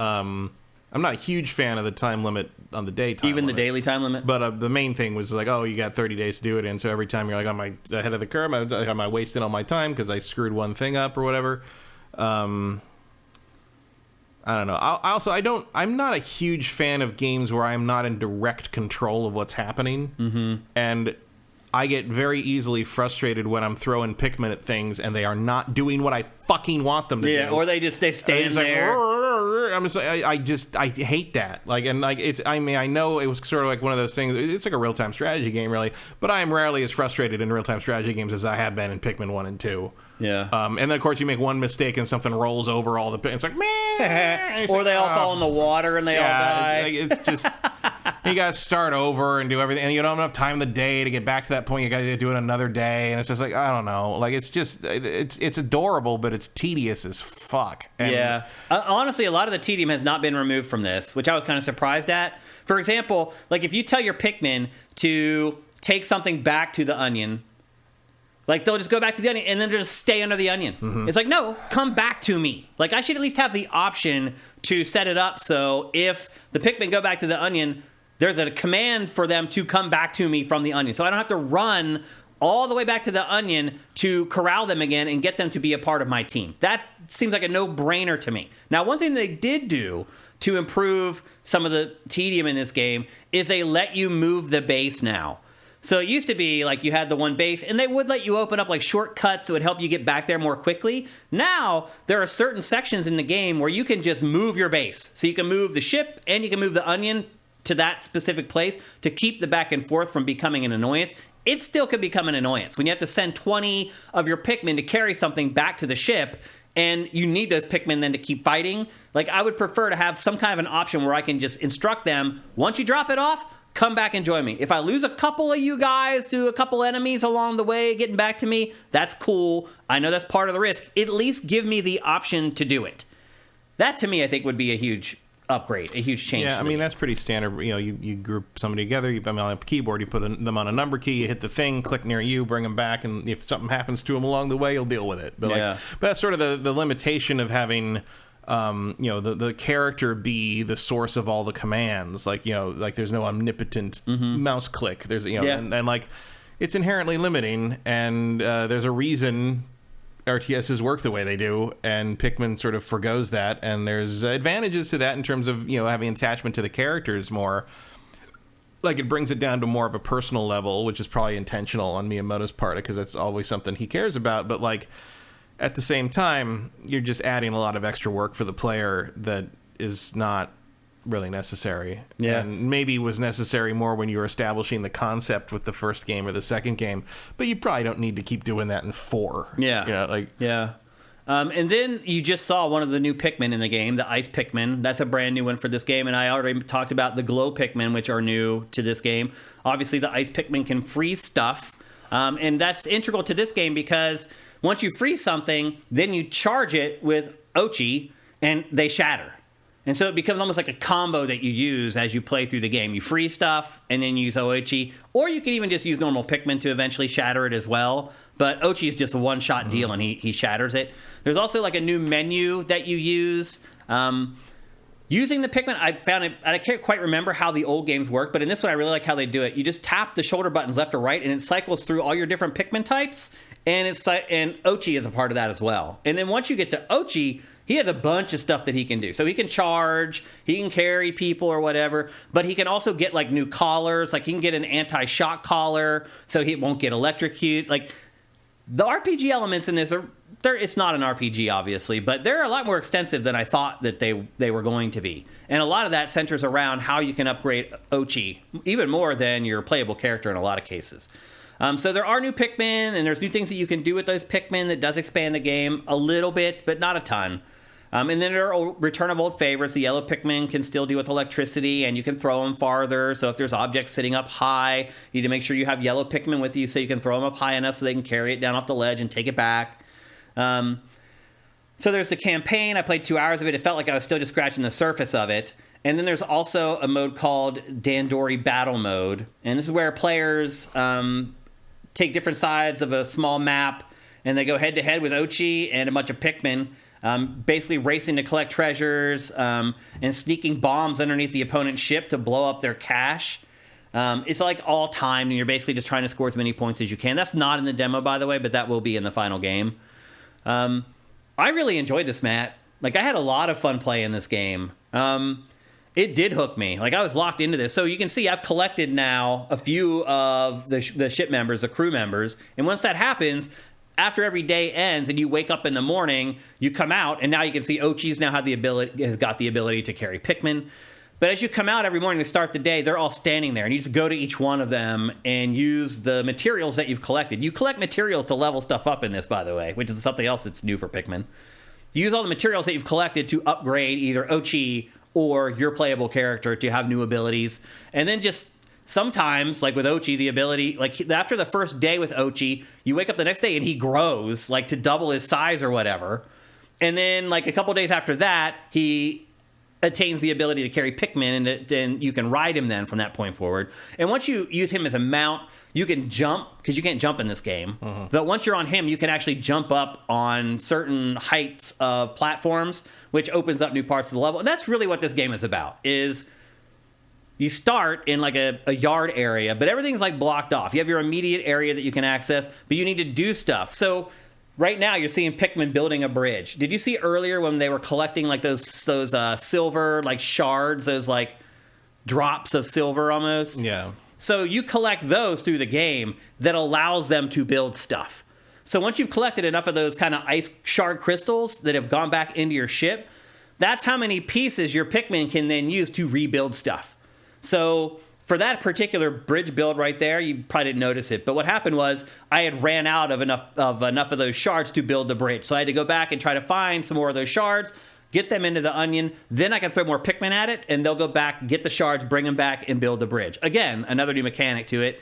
Now you're seeing Ochi's ability, there's the shards that I was talking about. Now you're seeing Ochi's ability to charge through stuff. Not only can he charge through objects, he's also very handy in combat for that. Eventually you get an upgrade ability after he has become a mount and he can carry Pikmin. You charge an enemy, and once you make contact with the enemy, all the Pikmin that's on Ochi's back flies onto the enemy and they start attacking him immediately. Those are kind of the upgrades that you get for Ochi as the game goes on. So I don't know if I would feel right if they changed the game so much that I didn't recognize it as Pikmin, but I do feel like they've done a pretty good job of finding new angles on some things. They haven't fixed everything. Like, again, like right there, for example. You just find Pikmin just standing around all the time, still in this game. And the other thing that levels up over time, too, is how many Pikmin you can take out. That's one thing that when you level up your actual playable character, that increases the amount of Pikmin that you can wrangle at a time. Once you go to the onion, like they show you like how many you have of each one, and you can grab exactly how much you want of each one. There are quality of life improvements to this, is what I'm getting at. But some of the biggest issues I've had with Pikmin in the past have not been fixed, which is a little curious, particularly since we've heard that this game has been done for like years now, which I find a little strange. Mm-hmm. But I really enjoyed it, I Matt. wonder how true that is in hindsight. I know he said that, but it's like, well, what was going on? You know? Right. Who knows? We'll never know. Well, we definitely won't. But I did get hooked on this game, and I did not want the demo to end. When it ended, I felt like things were just starting to really get rolling. I was like, okay, I've got Ochi. He can carry on my Pikmin, and that completely changed the game. I mean, I just wasn't really in the mood for a slow burn on this level when I played it. I'll try it again when the full game comes out. Yeah, I honestly had a lot of fun with it. I do recommend that everybody go and download the demo. After you play this demo, you will absolutely know whether you should buy Pikmin 4 or not. If you've never played Pikmin before, this is a great crash course. And again, in the 2 hours that they give you to play this thing, you get to access. I think I had 4 Pikmin types by the time it was done. Like, I don't even know. I didn't get the glow Pikmin. I didn't get the rock Pikmin. But I think that might be it. Like, this demo, really, they get you through a lot of the game. Have they shown all the Pikmin that are going to be in this? I don't think so, not yet. Not to the best of my knowledge, anyway. So there's probably still a couple more new types in there we don't know about. Maybe. There could be. They haven't... Typically, they would show the new type. Like, they just showed the glow Pikmin for the first time, like, a week and a half ago or something. So maybe they do have, like, 1 or 2 more left to go still. I'm not sure. But there are tweaks. This isn't just the same old Pikmin. And I think for the most part, there are a lot of quality of life improvements. It's just, to me, some of the most glaring ones from prior games are the ones that haven't been included yet in the franchise. And the way this is going, like, we may not get Pikmin 5 for 10 years or something like that. Which I think is about the right amount of time between Pikmin games, to be honest. Like, you're still not ready to play another Pikmin. Not really. And I didn't, like, get super into 3 anyway. Yeah. I mean, but that might have been just a function of not wanting to turn the Wii U on. That could be. Or the fact that maybe your Wii U wouldn't turn on. No, it was fine. It still works. Age of the Legend Watson asks, does progress carry over? It does. Yep. So if you play this demo, it will carry over to the final game. And you can even you can play it multiple times if you want to. There are multiple save slots. If you play it once and you're like, I don't like how that went, and I want to be better prepared for when the final game comes out, you can totally do that. You can start another save and play through it differently if you want to. But yes, your save for this does carry over to the final version of Pikmin 4, so there's a little more added. I know that's a kind of a deal breaker for you, Matt, these days. Yeah. So that is sort of one thing. If you do want to give it a go, you'll be able to hit the ground running when Pikmin 4 finally does come out for final retail. But I really enjoyed this. I had a lot of fun with it. A couple annoying things still in the game, but for the most part, they fixed a lot of them. I like the new Pikmin. I like Ochi a lot. I like the light RPG elements. The story is better than most Pikmin games. There actually is a story. There's a lot more writing in this. Not a ton of voice acting still, though. But to your point, there is a lot of text to get through when you're playing this, a lot to read. So there's just a little bit more of everything in this that I think modern game players expect. And so I think it has maybe been brought up to modern standards for the most part, but not 100% there. But Pikmin 4 is coming out this month. It's probably the biggest game release of the month. I kind of struggled to use this as the thumbnail for Dossier for this month. There's also Remnant 2 coming out. This is definitely bigger than Remnant 2. Yeah, I mean, it'll sell more than Remnant 2, but that's kind of where we're at in July. It is a slow month. July is always a slow month. Let me put it this way. I'm willing to play this one. Yep, because you're going to have to. Otherwise, we're going to have nothing to talk about on the show here in a couple weeks. But yeah, July is kind of a slow month, actually. There's only a few big games. There's some pretty cool indies that are coming, but for the most part, all the big budget games are pushed to later in the year, which that's how July usually works. I'm just waiting for August. Yeah. Waiting for Baldur's Gate. Oh boy, they're saying that game's 95 hours long on the small side. Well, if you rush through it. Well, they were saying 95 to rush, 175 or 200 to do everything. Yeah, it's crazy. Which, that's about Baldur's Gate. But that's also, that's August. That's still a ways away, so we gotta wait for that. For PC. Right, yeah, because the console versions of that don't come out until the end of the year? Is that right? September 6th. Oh, okay. So it's only a month later. They pushed the console version a week and a half, and then they moved the PC version up a month to get it away from Starfield. You're going to have to play Baldur's Gate 3, which I know you're going to. Yeah. Because my PC is not worthy. You can probably play it. I could play it. Yeah. It's not going to look My B-roll will look like ass. So anyway, that's Pikmin 4. It's coming out here in a couple weeks. Obviously, it is a Switch exclusive, so if you don't own a Switch, there's not much you can do to play it. That really is the biggest game of the month, unless you're super into Exoprimal. Yeah, which we'll be talking about, I think, next week on the show. Ugh. That's on Game Pass, by the way. Good. That's Capcom's Dino Crisis troll. Yeah. I mean, that's really what it is. They're just trolling all their fans who want Dino Crisis with this. I still don't understand it. Why wouldn't you at least just staple the Dino Crisis name onto it? I don't know. It's so weird. It doesn't make any sense. So anyway, I don't know if there's another game for the rest of the year that is less interesting to me than that. Especially given the ratio of that interest to promotion. Yeah.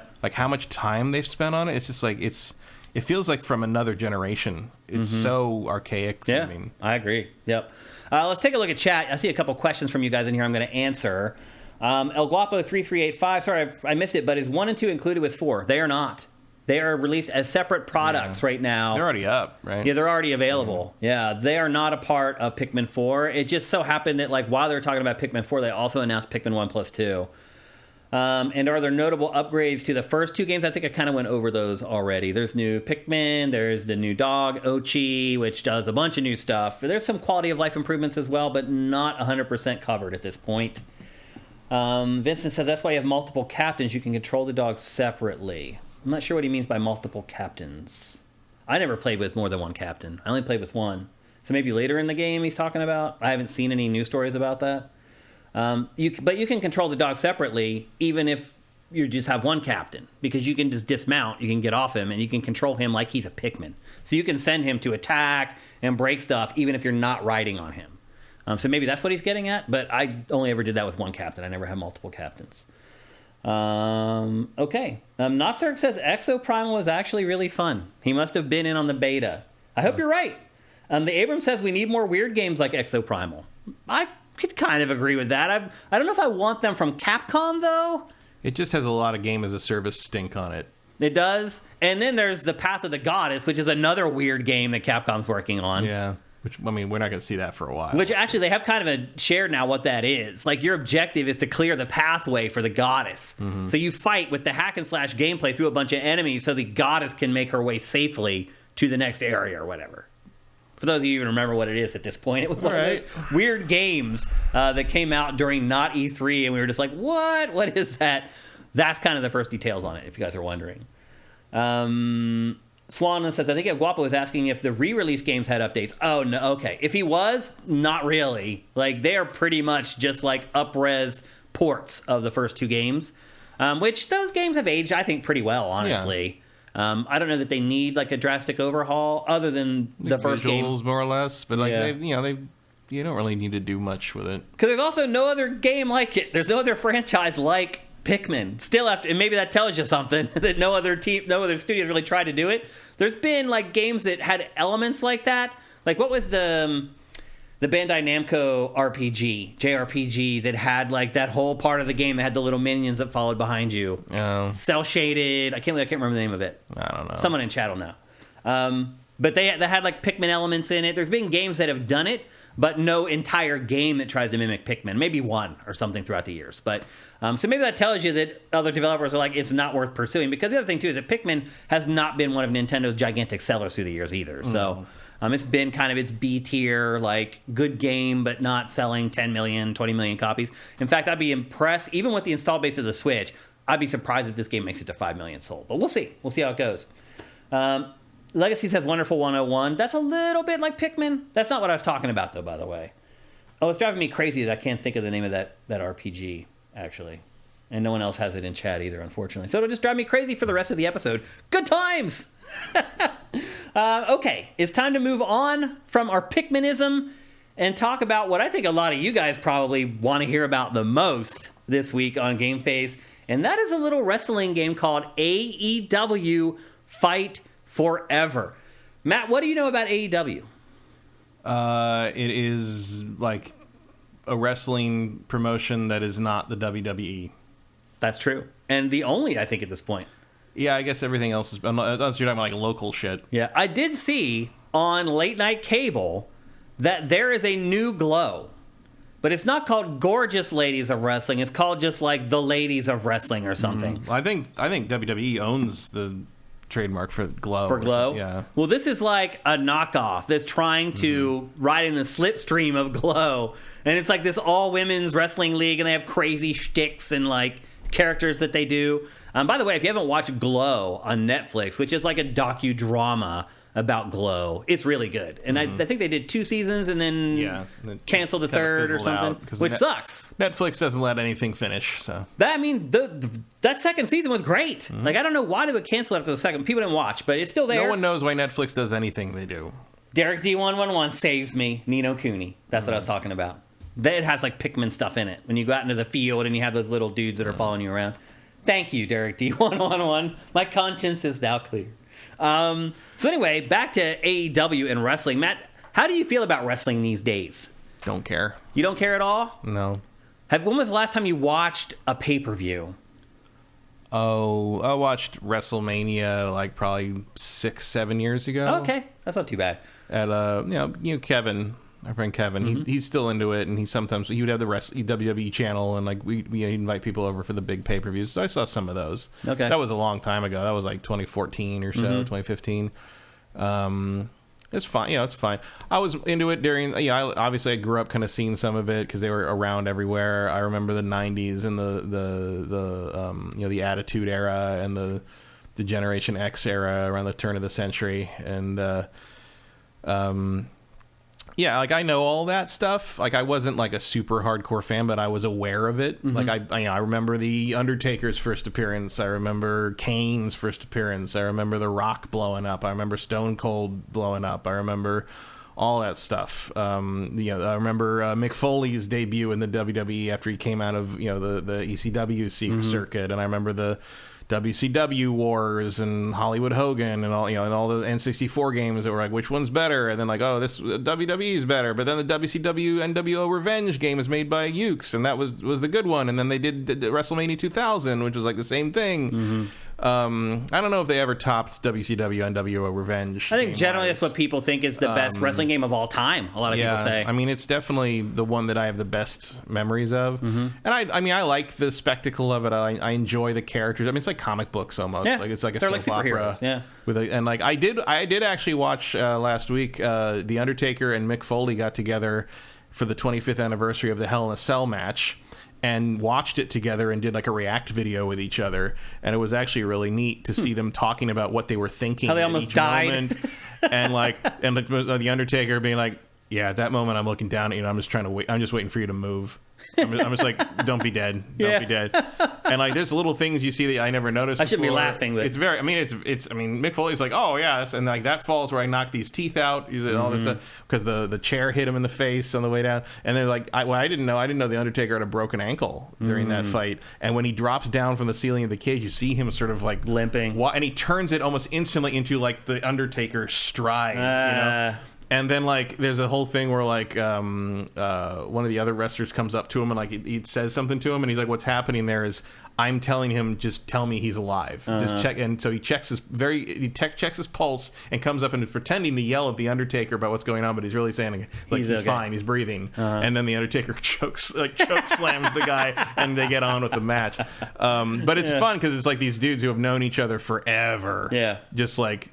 And it's also a little fun because the Undertaker's in his like weird Texas like conservative like gear and like tack gear stuff, and Mick Foley shows up in a rainbow shirt and he's just like, it's like, we don't agree on anything, but we've known each other forever, so we're gonna sit here and do this shit and love each other because those guys been through everything. They've been through it. Yep. The last time I paid any sort of attention to professional wrestling was when The Rock was in his prime. And that's right, Terry Funk. That's right. He choke slams him out of his shoes. The Undertaker is a giant human being. He really is, yeah. And I'd only paid attention to it because we had a friend who really was into it, and he would do all the Rock sayings. Like, I will say it doesn't matter what sayings he would do. Yeah. I will say that I did see WWF Raw at the San Jose Arena back in like 2001, I think. And when The Rock came, that was the height of The Rock. That's around the last time I paid any attention and to when it. The Rock came out, everyone went nuts. The Rock came out, and he said, finally! And I have never heard anything that loud. The cheer that went up, it drowned out the music. It was like the in Beatles the San Jose Arena. In the 60s you couldn't and 70s. hear the music. It was the loudest thing I've ever heard human beings do. It was, and it took him like almost 6 minutes to get through that one line. Finally, The Rock has come back to San Jose. Took... I don't know how long it was, and he didn't even wrestle that night, and he just left. He didn't. He was just there. No, that was actually that was the night that he came out and said stuff and left. That was the night Triple H blew his hamstring out in the final match, and everything just sort of ended, and everybody crawled off stage, and everyone was like, "Okay," the lights came up, and it was like, "I guess we go home." They got hurt for real. Yeah, like it was a real thing happened. We have to stop. We have to end it. Yeah. That's hilarious. So, and he was like recovering for that for like a year. Yeah, I was at you that. ripped your hamstring, man. Yeah, I was at that Raw. That was the only time I've ever seen that live. I saw another one live here a few years ago. Guapa says he teared up reading the news about the Iron Sheik who just died recently. Okay, so you're a big wrestling fan. You want to pay attention for the next 15 or 20 minutes as we talk about AEW Fight Forever. So Sweetest Dudes too. I will say that we had to interview a lot of wrestlers back in the early days of Tech TV and all that shit.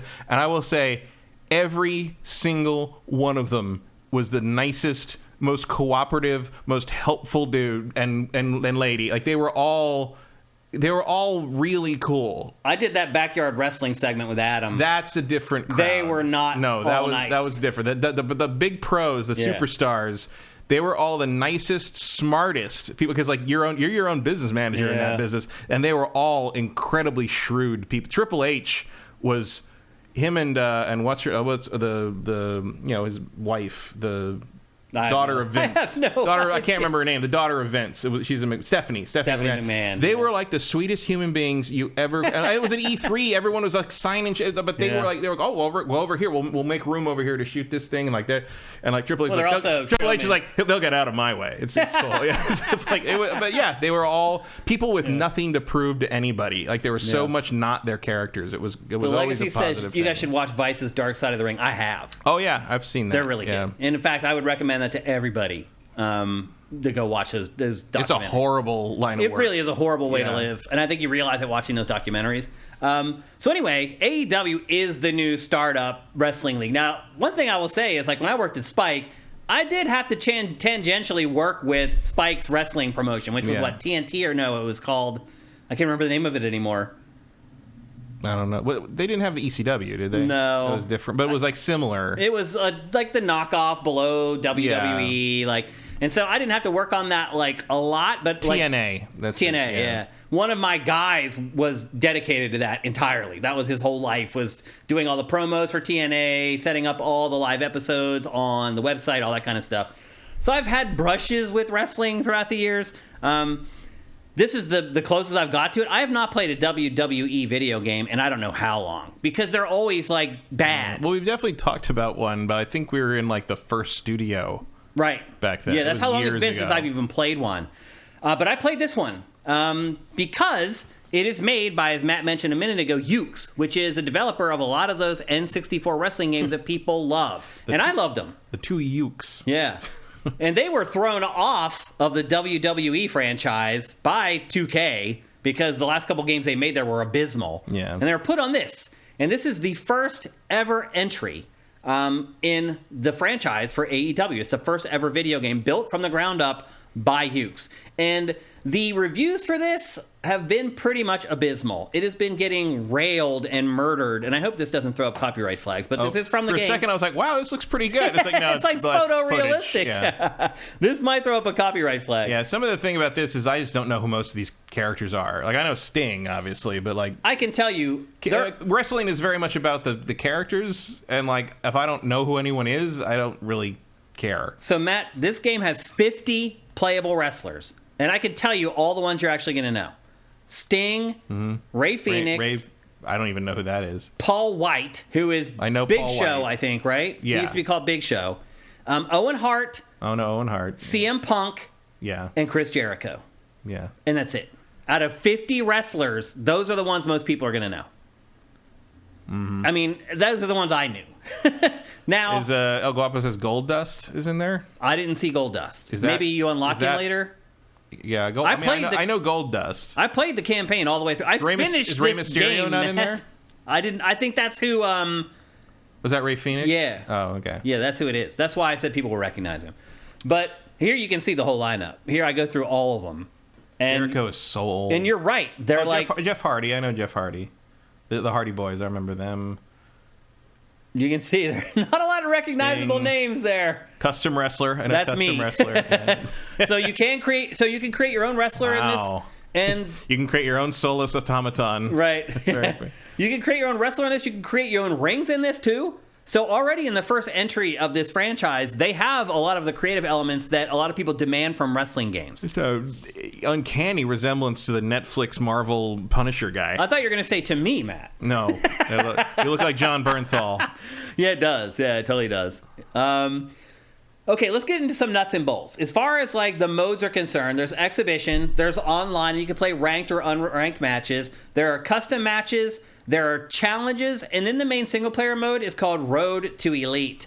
And this is what I played. I actually finished this game. I know Jim Ross, yeah. obviously. Well, Jim Ross doesn't know how to say Battle Royale. Jim Ross has a certain speech style. In the voice acting in this, he calls it Battle Royal. Yeah, he always used to say that. Really? Yeah, he's always said that.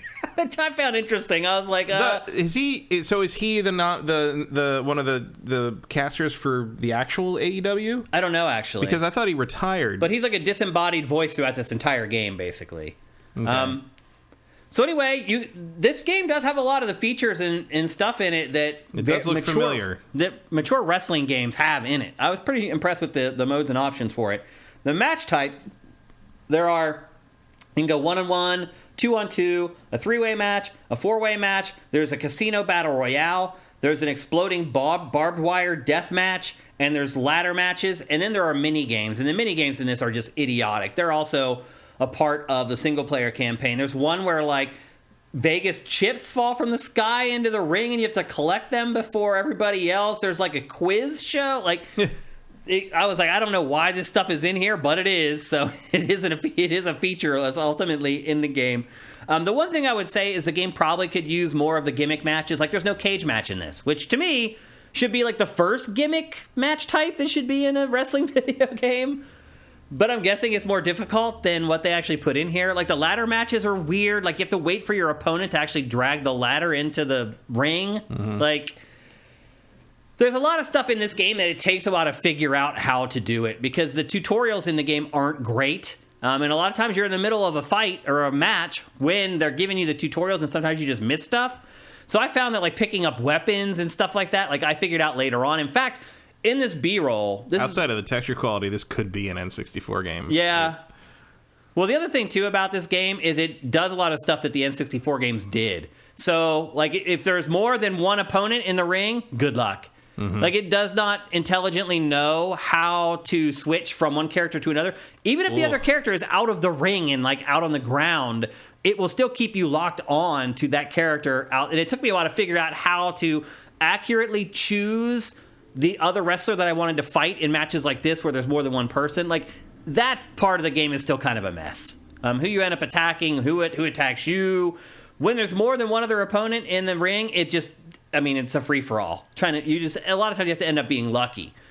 The other thing I would say, too, is the campaign is so easy until you get to the final, like, 2 matches. And they don't tell you they're the final 2 matches. Like, the campaign in this just ends, like, out of nowhere. I had no clue it was about to wrap up. And the last, like, couple matches, like, you figured out that someone's betrayed you, or a couple people betray you in the last couple matches. And the last few matches are, like, 4-on-1 or 3-on-1. And I don't know how you win those matches, honestly. I tried them over and over again. I could not do it. So I won every match, never lost until the last 2. And those are the 2 that actually matter as far as, like, the final outcome of the whole single-player campaign. And the way the campaign is set up is you're playing through the whole history of AEW. So the beginning of the campaign, it starts with the very first press conference for AEW. And I will say this, too. This whole game does feel a bit like a big TV commercial for AEW. Like, I never got that impression with, like, UFC games or WWE games. Like, they're based on those properties, and they have the people, the fighters, and stuff. But it wasn't like this gratuitous commercial for it. Mm-hmm. This feels like a commercial. Like, I feel like they're always taking shots at the other wrestling league and, like, trying to say, this is why we're better. This is the stuff that we do that the other leagues don't. And I do get a certain point, you're like, okay, we're putting our name on this. We need to get our messaging out there as much as we can. But it's a little heavy-handed in this. There was times where I was like, okay, I get it. Like, you're the young upstart wrestling league, and you're trying to get other people involved in it. So the way the campaign plays out is, and you're seeing this right now, in between matches, you have 4 days or 4 events that you can do.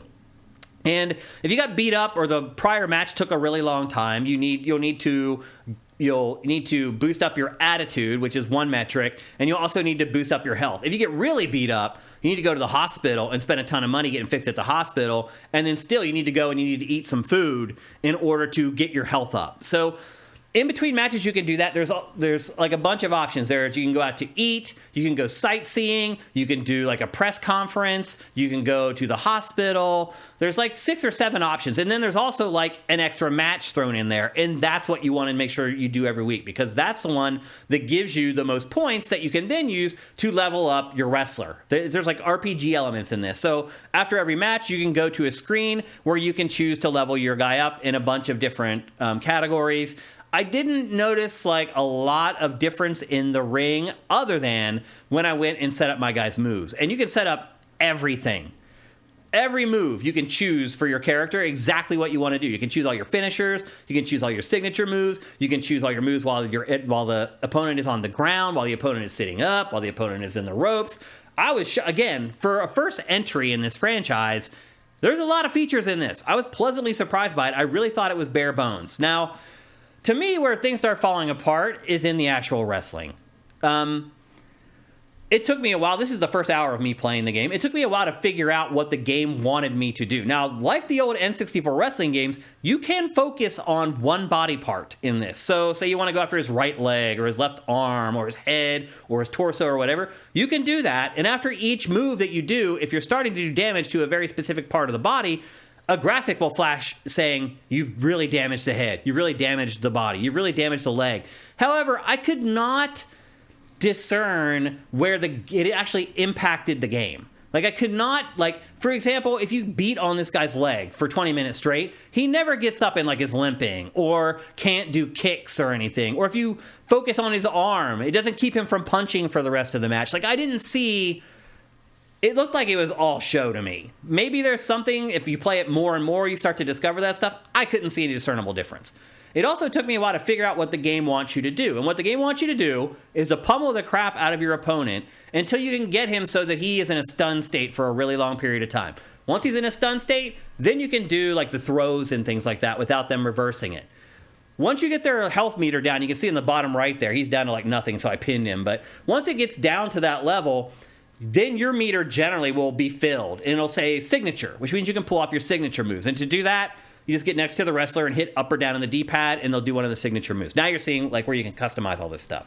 But if that meter is full and it's flashing signature, you can do a taunt, and then the signature goes to your finisher, like your ultimate move. And to do those, you get next to the enemy, and they have to be dazed. But you get to the next to the enemy while they're dazed, and then you tap a direction on the right analog stick, and you'll pull off one of your ultimate finishers.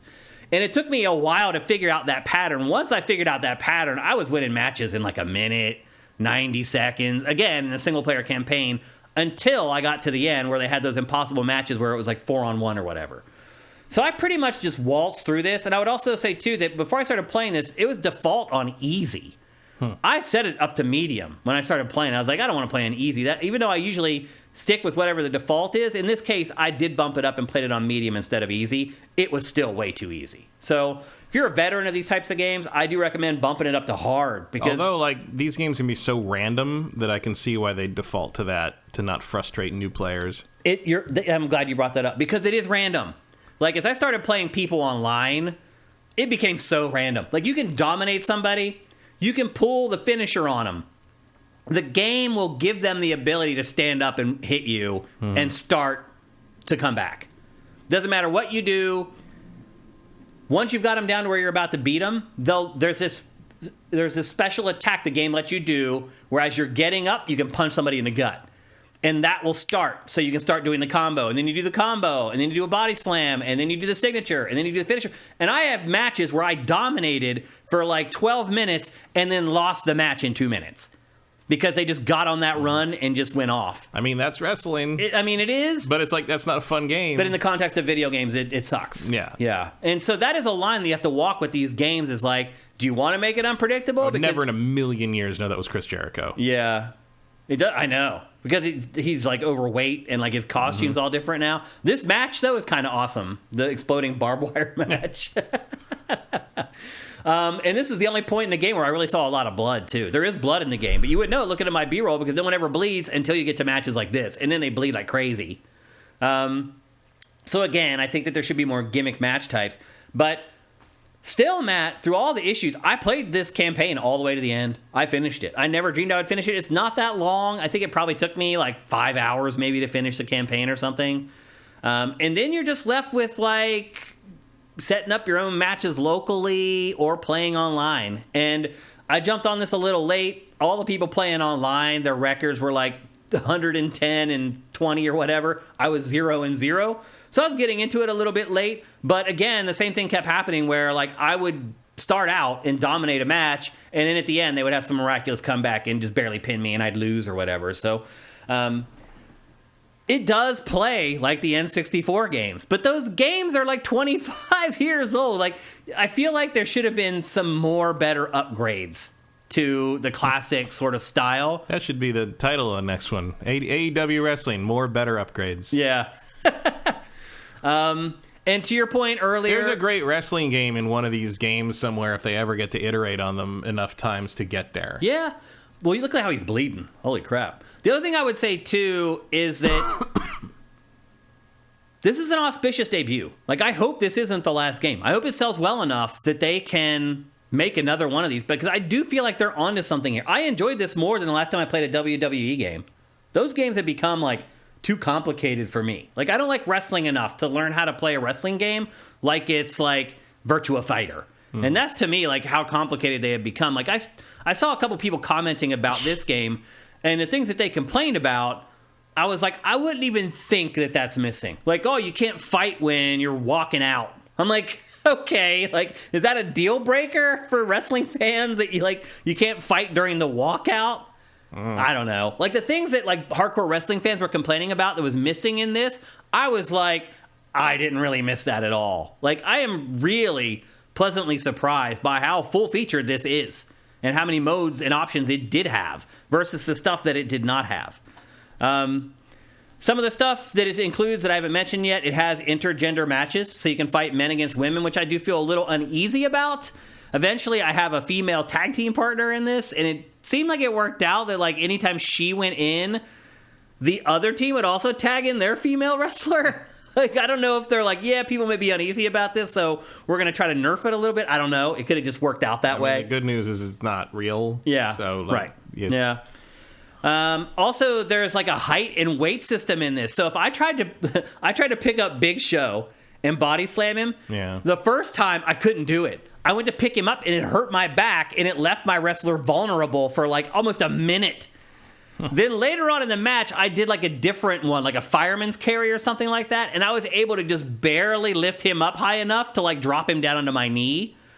And then there's other, like, if a character is really tall and your wrestler is really short, you can't do some moves. It will just take them out of the repertoire because you're not tall enough to do them against, like, the taller wrestlers. Like, I was surprised by stuff like that, especially after looking at the Metacritic average for this game. It's so low. I feel like people have been really harsh on this. Like, I think it's better than its Metacritic, I guess is what I'm getting at. Not a lot better, but at least a little bit better. Like, this isn't an abysmal game. It is a functional game. Like, I didn't come across really any bugs and stuff like that, things that, like, broke the game.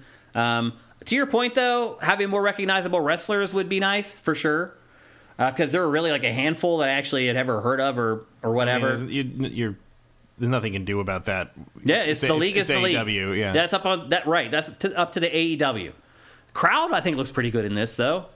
Like, they're all polygonal and animated, and they're not just these weird sprites that are just hanging out in the seats. They could probably use a little bit more of these cinematic camera cuts, I think. It doesn't... Can you design your own entrance? No. You can pick your entrance from a bunch of prefab ones, but you can't design it. Because that was one of the things we used to troll each other on. Was your entrances? On the N64 games, especially WrestleMania 2000. Like, we designed these ridiculously elaborate entrances and, like, make everybody watch them every time. You're like, yeah, it's like, oh, can we skip it? Like, nope, we cannot. You're going to have to listen to I'm a Real American yet again. And we would do it so, like, the entrance had no relation to the character we'd created. Like, it was like the most nonsense. Like my super goth crow character would come out to Real American dancing with a cane. You know, it was just the dumbest thing. So you can choose from any of their entrances, and there's like 50 of them, so there's a lot to choose from, but you can't make your own yet. Something for the future. Yeah. As I mentioned, the fighting in the crowds is awkward and weird and broken. They need to fix that and figure out how to handle that a little better. Also, so there's 2 reversals. You can try to reverse grapples, or you can try to reverse punches and kicks. Punches and kick reverse is R1. Trying to reverse grapples is L1. And it just seems completely random as far as, like, there's no timing it. Like, the punching and the kicking reversals are a little more timing based. As far as whether you reverse, like, a grapple or a slam or whatever, it just seemed completely random to me. Like, ultimately, I just ended up just spamming the L1 button whenever they're trying to grapple me, and it seems to work some of the time. Like, stuff like that they can refine and make better. It did seem like that was, like, a gray area where the game was allowed to decide who won. Right, but that's always going to be a problem with this, because it's like, you can't make that all skill-based, because then you would have players that can never be thrown. Yeah. Well, the other thing, too, is, like, anytime... And the problem is, like, throw and grapple moves are, like, how you do damage in wrestling, in pro wrestling. Yeah. So it's not like a fighting game where, you know, like, the throws are skill-based escapes, because if someone gets good enough at it, you could not win against them. Yeah. The other thing, too, is, like, once you... If you're the wrestler you're wrestling against is on one knee, you can never pick them up and do anything. Every time you pick them up, you stand up and they shove you away. Every single time. There's no way to avoid it. That's something that they need to fix, because that is something that happens over and over in this game that you have no control over whatsoever. So once you get them down, like, you can do, like, 2 moves or you can do 3 moves. It's very easy to tell when they're becoming ungroggy and they're about to get up. Even if they're still groggy and you're trying to pick them up and do a move, if you pick them up, immediately they snap out of it and they push you away. So there's quirks to the gameplay in this for sure. There are definitely things that they can improve and change and make the game better without a doubt. But I think for the first, like, attempt at this, like, I think they did a damn good job. I think that they, for the most part, they found a good middle ground between those classic N64 wrestlers and today. It's probably a little bit too much like the classic N64 wrestlers for it being like 25 years later. But I think if they're trying to appeal to those fans, I think they did a pretty good job with kind of finding middle ground in this game for the most part. There are 40 different weapons in the game. Like sometimes if you have a tag team partner, they'll just throw a weapon into the ring and pick it up and beat the other wrestler with it. And there's 8 different arenas total, but they all kind of look the same. And that's another complaint that I had, is that the arenas. This is all very exciting here. What? Well, the computer would not pick you up or do anything. They just sort of like just stood there dancing around you. Yeah. Well, the other thing too is that like you need to, if you have downtime like that, you need to be doing the taunts, because that is a way, if the chips are stacked against you and your health meter is really low, you can very quickly boost up your meter just by doing like the taunts or getting the crowd like hyped up. Like I said, that's how you change from your signature to your finisher, is you just need to do one of the taunts or whatever, and it just switches automatically, and you can do one of your finishers. So, and the finishers, they all unlock over time. Wow, That's like, that was a lot of stars. Yeah. It's part of like the RPG elements in the game. You unlock new finishers and the power of your finishers and your ability to change the momentum as well. And then that character that you create, you can take that character online and fight online against other human players if you want to. So, I don't know. Would I recommend people buy this? I would say $30, probably $40 maybe is where I would say I would put this at a buy. If you're an AEW fan, I would say go buy it immediately. Like, I think it's totally passable and fine. And if you're a fan already of the wrestlers and you know the wrestlers, because that's a big issue for Matt and I, is we don't know who any of these people are. If you're an AEW fan, obviously you know who all of them are. So that's not a deal breaker for you. The wrestling is passable. The modes and options are great. I'm pleasantly surprised by this. I really thought it was going to be abysmal. Looking at its Metacritic score, I actually found it kind of fun, and I finished the whole game. So that's AEW Fight Forever. It's basically available for everything. But I would wait, and I would only, if you're not an AEW fan, I would wait and pick it up at a discount. If you're a wrestling fan who's just been waiting for a decent WWE game, I think the nostalgia of this might be worth picking it up. But I think very quickly you're going to realize that, and maybe if you got like old school like friends who were fans and you're all fans back in the day and you're willing to all create a character, like the old characters, and kind of go back and relive it. Maybe so that's the other thing too. You could conceivably create Hulk Hogan, right, or create The Rock or whatever, because the character customization is pretty deep. So you could conceivably bring some of your favorite wrestlers from other leagues into the game if you wanted to. It probably won't be too long until people have tutorials on how to make Hulk Hogan in the game. Maybe they're out there already. Who knows? I'm sure that was one of the first things. Probably. But anyway, I was pleasantly surprised by AEW Fight Forever, and I do think that they have something here. I feel like this is the foundation that they can build on for years and years to come if the game sells well enough to rationalize a sequel. And I'll say this too. Where is Sneaky Charlotte Snake today? He's like Mr. Wrestling, and he was even talking our last 2 weeks ago, like, are you guys going to cover AEW? We finally cover it, and he's not here. He's sneaking away from our wrestling coverage. Because this is literally the first time we've talked about a wrestling game since, like, the first year of GameFace. Been a while. Yeah, it's been a while. But I think this was worth it. Like, I enjoyed my time with it. I had fun with it. Again, I wait for a discount if you're not a gigantic wrestling fan. If you're an AEW fan, buy it. If you're a wrestling fan, seriously consider it. That's where I'd sit with it. You have any questions about it, Matt? Nope. Let's look at chat and see if you guys have any questions about AEW. El Guapo, is this on Game Pass? No, it's not. It is not a Game Pass game, although that probably would have been a smart move for AEW to put this on Game Pass, actually. I could see why you would ask that, because it makes sense. You'd have to have Microsoft think it's worth paying for that. Right, yeah. And my guess, Microsoft's internal reviewers thought that Redfall was like a 10 out of 10, so maybe they need to hire some really good mock reviewers or some new mock reviewers, or they could hire the consulting agency. Mellow Pintor says it's a holiday sale if I have monies left. Yeah, I can see that, if you're a wrestling fan. What else you guys saying? Fight Night equivalent, I should say. You guys are talking about something else there, I think. I've been waiting for a new Fight Night for years. Yeah, EA's boxing franchise just kind of disappeared, and those games were good. But I think that was another one of those franchises where they just like kept making them year after year, and they lost their luster. And I would also argue, too, that if they keep making AEW year after year, it's going to fall into the same trap. Well, I think they're supposed to support it for a while, so we'll see. DLC and because they've already released like a new match type via DLC that was free, which is great. And I think more are coming, and more wrestlers are coming. So they're going to keep expanding on the game. I think once every 3 years for a wrestling franchise makes the most sense to me. By that time, maybe things have actually changed in the actual wrestling league. A heel has turned into a baby face, or something drastic has happened.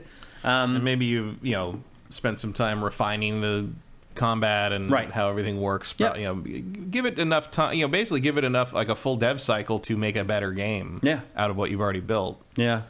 And then that's a reason to, buy it again. Yeah. I mean, we used to have so many wrestling games too. Well, the height of wrestling popularity was a whole different era. You remember when there was the dueling WWE games on things? Because Acclaim had its wrestling franchise. Yeah, there was SmackDown, was like the PlayStation one. And Acclaim's game was the one that used the expansion pack on the N64, and the graphics looked really crisp, but it was just not as much fun to play. Yeah, and SmackDown was more of a fighting game almost, but it was really janky, just barely. And like the load times, like PS1 load times already, but like, wow. Yeah, there was some pretty bad load times in AEW as well, I should mention, on my PS5. I was playing that on PS5 with an SSD, so... that was one of the things I was impressed by on Final Fantasy 16 is the load times are nothing. Yeah, zap. Yep. Eric Carmenes says the owner of AEW created the game engine for this, so it's yearly. What? Wait. I don't think it'd be yearly. The owner of AEW is a programmer? No, I think they paid for it, is what that means. Oh. But they created a new engine for this, yeah. But I don't know why that would mean it's yearly, though. I don't know. Yeah, I'm not sure. I heard 2 years of support for this one, and then they'll see. Okay. Thing. That makes more... I think 3 years makes more sense, but 2 years is better than 1. Rigor Mortis, thank you for Twitch Prime, man. That's awesome. Also, if you guys are waiting to drop Twitch Prime on us, anytime I go to chat is a good time for you to drop the Twitch Prime so I can call you guys out on the show, because that's what I like to do. So anyway, that's AEW. You may be surprised to hear this from me, that I enjoyed it as much. It's certainly not a AAA game. It's certainly not a Quad A game. But I think it's a passable wrestling game. Is it a wrestling game in 2023 if Stardust isn't in it? Yeah. So anyway, that's I guess AEW. you could create Stardust. Yeah. Yep. So that's AEW Fight Forever. Next up, we're going to talk about a terrible game. Like, literally... the worst game that I have played in years. And that's saying something, because I played Balan Wonderland, whatever the hell it's called. Wonderworld. I never can get it right. But I've played some bad games in the not-too-distant future, but this is the worst game that I have played in forever. And it is undoubtedly the worst first-party Nintendo game. I don't know whether... I can't even remember. Even during the Wii era, when even Nintendo was kind of shoveling out shovelware. Worse than Wii Music? That's a good comparison. That's probably its most direct competitor for worst Nintendo first-party game. Worse than Gollum? Gollum's better. Wow. A lot better. A lot better. This game is everybody 1-2 Switch. It is the latest mini-game collection for the Switch that's supposed to use all the motion-controlled joystick, Joy-Con crap. I forgot this was a thing. Well, it's easy, Matt, because this was announced like the week before it came out. Literally a week before. Rumors had swirled that this game was done like 2 years ago. And everybody waited like 2 years for them to actually release it, and now we know why. Because it is abysmal. Absolutely, it's a travesty. I put this in the B-roll because this is just... could you imagine being one of these people sitting in front of a green screen for 3 days recording this crap? Paying your dues. It is. One of these people is going to end up being super famous in like 10 years, and this will be like... and they'll flash back to everybody watching Switch. It'd be like going back to Sam Rockwell trying to hawk cigarettes in the first Ninja Turtles movie. Seriously, though, you're right. Maybe one of these people turn into somebody. Right now, they're embarrassing themselves in this. I mean, a lot of these people are actually just models. They're not actors. Yeah, they're not even actors. Yeah. They just got them from a modeling agency or whatever, and they're like, you can act, right? You can act like you like this terrible you can play video game, right? Yeah. But I left this in the B-roll because this is far more interesting than actually looking at the actual game, Matt. This game is a minigame collection that has 17 minigames. 17, Matt. The original 1-2 Switch, that was a launch game for Switch, has 28.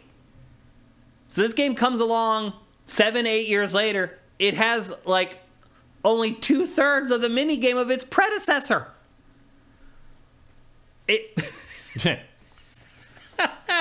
So here's the thing. As you probably figured out by looking at this B-roll, some of the minigames aren't just played with Joy-Con. Some of them you can play with your cell phone. It's kind of like the Jack's Party Pack or whatever, where you can play stuff on your cell phone. You go to a URL on the browser of your phone, and you can play certain mini games. Like one of them are like, there's a quiz show in this. Bingo. There's a quiz show. There's actually the coolest mini game in this, Matt, is they flash something on screen, and then it's your job to go around in the room that you're in and find something that's as close to the same color as possible and take a picture of it. And then the game actually measures who's the closest as far as the hue is concerned. That is pretty cool. It is cool. Now, the mini games that you play with your phone in this, up to 100 people can play, thus everybody. Mm-hmm. The ones that you play with Joy-Con, only 8 people can play at once. And probably everybody in your house. Right. If you have enough Joy-Con. If you have enough Joy-Con. But there are some where you actually, like, there's one where you're running like a relay and you have to hand off the Joy-Con like it's a baton. This just feels like we have WarioWare at home. This is WarioWare wipes the mat with this game. I mean, wipes the mat, picks it up, and then smears its face in it. Like, WarioWare is god tier compared to everybody 1-2 Switch. I'm not even exaggerating. And there is a new WarioWare coming. So if you're feeling a little itchy over this game, just hold your britches for a couple months here and get the real thing. Because this game is terrible. So there's only 17 minigames. You play it for an hour. You've seen them all. And there are really no variances of them at all. They don't really like make them more difficult or add a twist to them when you play them the second time. How do all these people know each other? Right. I want to hear the stories of how you all met. With very, very different clothing styles and background. It's I don't know. Vincent is asking if I played this with my guests this week. In fact, I did. And they lost interest in this before even the first round. Because even though there's 17 minigames, the vast majority of them suck. Like, there's one where, like, you pump up these balloons and you want to pump them up as big as you can without breaking them. But that guy's wearing a horse mask. That's wacky. I have no idea why that guy's in this. Why? Why is that in this? What does that have to do with anything? How do you do, fellow kids? I'm wearing a horse mask. Oh, my gosh. This game is just terrible. I can't believe that Nintendo released this and published it. Yeah, this looks like some of the endless shovelware you'd see. Third-party stuff for the Wii. Sitting in the eShop. Right. Yeah. For the Wii. Yeah. Mm-hmm. But this is first-party stuff. Which is shockingly tilted towards softcore porn these days. Like, what the hell is that? You remember when they wouldn't let you put a cross in a Castlevania game on the NES? And now it's just like, there's literally games called Hentai Party. And I'm like, what the... TNA Salute. Yeah, Yep, there was actually one other cool mini game where you hid the Joy-Con in the room and the other team had to find it somehow. But if you find the Joy-Con, you have to play more. Right. So therefore, when that game started, like, my sister and my nephew just walked away. They're like, you know what? You find it. You find your own Joy-Con. Choose your own damn adventure. Yep. And those are the only 2 cool mini games in this whole collection. The rest are just garbage. So there's one where one person plays the ninja throwing the star, and the other person plays the ninja with the sword who's trying to deflect it. And basically, just as soon as they make the throwing motion, you just swipe with the sword, and you deflect it every time. There's another one where you hold the Joy-Con over your head, and you push it up and down, like you're almost doing, like, the bench press. And there's an alien that comes down, and the more you do it in time, the closer the alien comes to you and then abducts you. This one is so dumb. So you inflate this balloon as much as you can without it popping, but when you're actually playing, there's a scale behind the balloon, so you know exactly how far you can pump it up without breaking it. And so, like, both teams just pump it up to that level, and you hope that one has it a pixel higher than the other. Again, once you've played all this stuff once, there's no reason to play any of it again. There's no strategy involved. there's quizzes in this, which the quizzes in this are the dumbest questions you've ever heard. It falls right in line with the rest of the game. It's like, what number comes after 4? It's seriously that simple. I'm not exaggerating, Matt. The questions are that easy. And it's multiple choice. It's just yes or no. It's like you hit one button for no, one button for yes. And it's like you can tell that this was written by people where English isn't their first language, because they can't figure out sometimes how to write a question that's coherent that you could just say yes or no to. So they almost like end up creating like double negatives, which is really poor English, basically. You end up having to do the double negative to answer the question correctly. When I first started playing it, I was like, wait a minute, what does it want me to say here? Like, does it want me to say yes or no to this? I couldn't figure it out. Like, it's so bad. Again, it probably is the worst Nintendo published game since Wii Music. A game that just essentially didn't work, really. Mm-hmm. This game mostly works the way it's supposed to. It's just terrible. I can't understand what Nintendo was thinking. See what I'm saying about the grid here? Like, they show you the balloon beforehand, and all you got to do is look on the grid and see where the balloon inflated to. And then you don't even look at it. You just inflate it right to that same exact level. Like, it's so dumb. I'm going to jump forward to these quizzes here so you can see what I'm talking about, Matt, just how dumb they are. Here's the ninja game, where, again, like, there's nothing even on the screen. They're like, just ignore the screen, and one of you act like you're throwing a ninja star, and the other one try to deflect the ninja star. It doesn't matter what happens on screen at all. It's a little bit like Just Dance, where Just Dance, when it first started, actually tried to be like a music and rhythm game where you actually were shaking the controllers to the beat. And then eventually it just became, you know what? We're just going to play the song and you just dance around like an idiot. And we'll give you a random like grade. That's kind of how this game is now. Mm. It's like, it's like, you know, a lot of times when you talk about motion control games, you're like, how accurate are their motion control? It doesn't really matter. It doesn't really matter in this, how accurate the Joy-Con motion controls are. It's just kind of irrelevant. Then you start getting to the quizzes. Here's the one I was talking about where you get abducted by the alien. And so you just push up and down, and if you do it on the beat, then the alien will come closer to you, and then abduct you finally. And winning is getting abducted by the alien.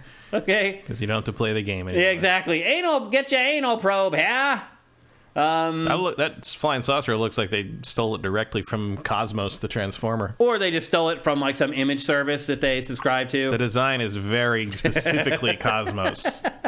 Okay, here's the quizzes. Okay. A bear that stops a river to collect water is... Check. But watch the option that they give you. A gym. Oh. Nope. It's not a gym. Let's go to another one. This one, actually, I had trouble getting. I couldn't understand what the hell they wanted. Here's a good one. What was it? If you add room temperature water to hot water, it gets cooler. What was the date one? I'll go forward to the date one. April 4th, June 6th, and August 8th. Now, wait. They always add the little extra sentence October here. 10th? Aren't the same day of the week. Yes or no? How do you even answer that? Aren't the same day of the week. I had to sit there and I was like, what are you asking me? Well, they're not all Tuesday? It's so bad. Is that, I mean, isn't that 2 months? Like, they're jumping ahead 2 months and 2 days, so that it would basically, they're saying, like... It would be October 10th, is what you're asking there. Right, but they're basically saying which of these months have 31 days and which has 30. Because you're trying to figure out, but that's not the right answer, right? You're supposed to say X to that.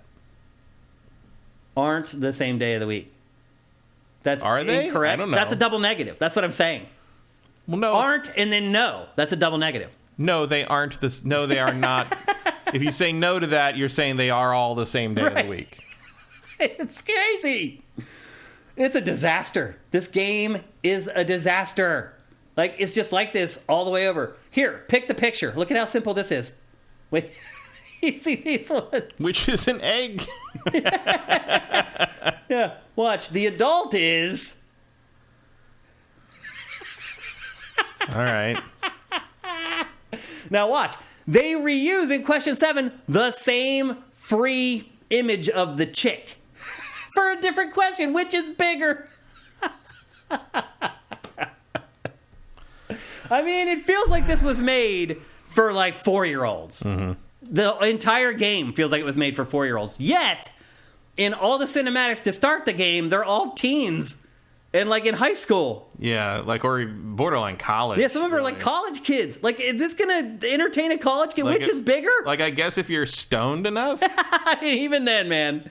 Even in my stoniest of college days, like day after final stony days, like this was still not entertaining. I'm sorry. Like, holy crap, dude. How much does this cost?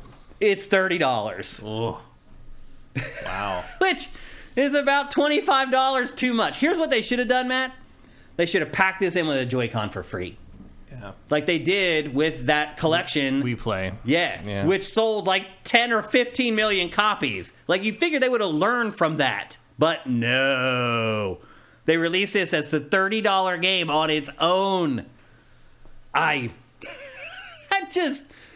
What is Nintendo thinking there? I mean, I guess they're like, we have a month that we need to fill with something. I don't know. Like, you'd think there could not possibly have been enough sunk cost on this to warrant. I know. It's like, nope, let's just cut it. Like, maybe they're just like, you know what? Our reputation at this point with Switch is so sterling that we can afford to release this game. I mean, also, no one will notice if you don't put it in the featured games list, because you can't dig through the garbage on that shop. Yeah, dude, that whole shop is so laggy. Awful. Like, I get a code from Nintendo to go and put in the code. It's like... It's the only online like game store that I will not just browse through and see what I see, because it's just too frustrating.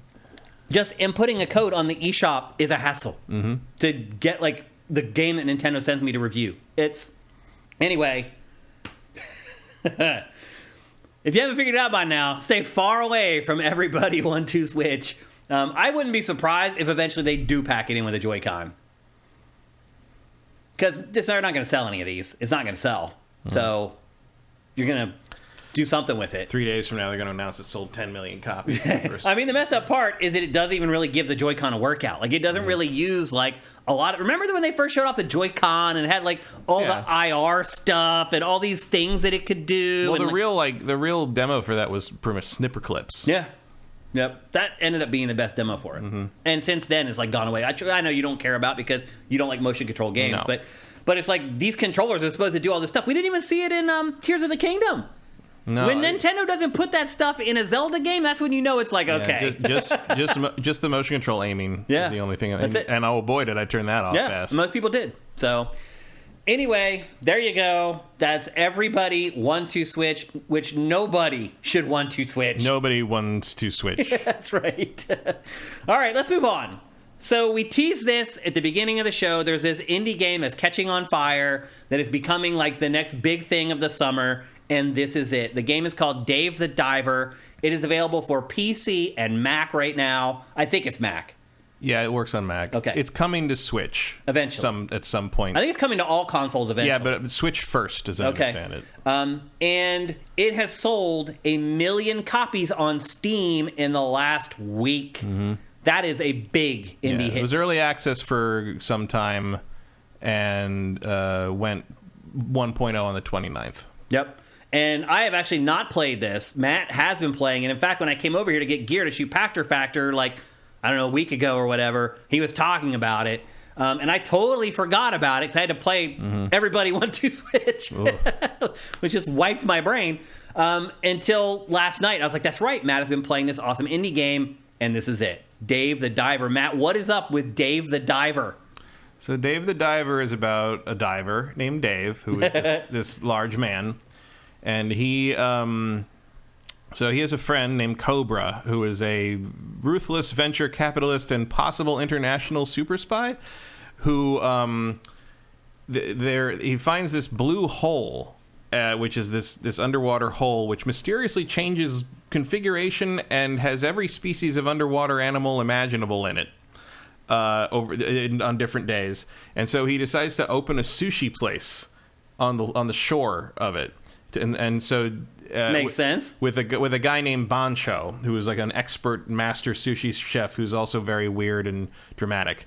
And so Dave is basically drafted into diving every day to get the fish to serve at the sushi shop that every night. and every night you have to work in the sushi shop. So you bust your ass underwater all day. It is at core, it is a diving game, diving collecting combat game that also has a restaurant sim at the end of the day. How stringent is the restaurant sim? Not very. It's arcadey. Yeah, you're basically just serving stuff. I've seen it called Hook Serve Delicious. So you're not cooking. The way it works is you basically the most baseline is you dive down, you have a limited amount of air. Your air is also your life bar. So if you get hit by things, you lose air. Mm-hmm. You can find more air underwater. You have your little harpoon, and you have a gun and a melee weapon. If you harpoon a fish, you can reel it in as long as you've done enough damage to it, and you get it, and you get its meat for 2-star rating. If you shoot something to death, you generally get a 1-star rating. You can carve the meat off it, like a shark or whatever. Actually, bigger animals you get a 2-star, and then to get a 3-star, you have to capture them alive, which you have to use tranquilizers for, and for the bigger animals, you need drones that pick them up and take them in. And then when you go back, you have all these recipes that have been unlocked, and you can research more using artistic inspiration flame or something. Artisanal flames, that's what it is, that you earn by doing well at the restaurant minigame. So you set the menu for the night, which is basically deciding which sushi dishes you're going to serve on the menu. You have limited slots, how many of each, which is determined by how much you want to send out, and also how many of the pieces of fish you have. And then you start it, and it works kind of like Tapper, like. That's what it looked like. Yeah, customers come in, the little thing appears over their head, and if they want a drink, you have to pour it for them, like a little agility minigame. And then Bancho starts making the food over on the right side. You have to go pick it up and bring it to people. And you can hire people to help him in the kitchen, which makes the food faster. You can hire servers, which help you serve the food and serve the drinks. You can train them. They get more skills so they can clean stuff up, so you don't have to, because like Dave can't do everything himself. And then you get money from that, from profit, and at the end of and then you can use that money to upgrade Dave's equipment, and that is the basic game loop. However, there are also side quests that happen all the time. There is a photo side quest. There is a collecting all the different fish for Pokemon card side quest, where a fat guy dressed like Ash shows up in a boat that looks like Pikachu and tells you have to collect all these things. And Dave's like, "Hey, you look. Oh, this is just like Poke." And he's like, "Shut up! Like, don't say it." Yeah. There's bosses you have to fight. There's different levels of places to go. There's a whole lost city of Atlantis. So there's a sub-quest where you're helping an archaeologist find the sea people. Then you have to help all the sea people. There's music to collect. There's a farming mini game for vegetables to farm. There's a rice raising mini game. You can eventually get a fish like a fishery where you can get like eggs and roe and stuff, and they hatch fish and keep fish alive in the back of and if you have more than one of the same kind of fish, they'll breed, so you can have constant fish you can either send to your restaurant for food, for meat, or you can sell them for money. Wow. You can buy stuff from him directly. There are different ways to capture all the different, different fish.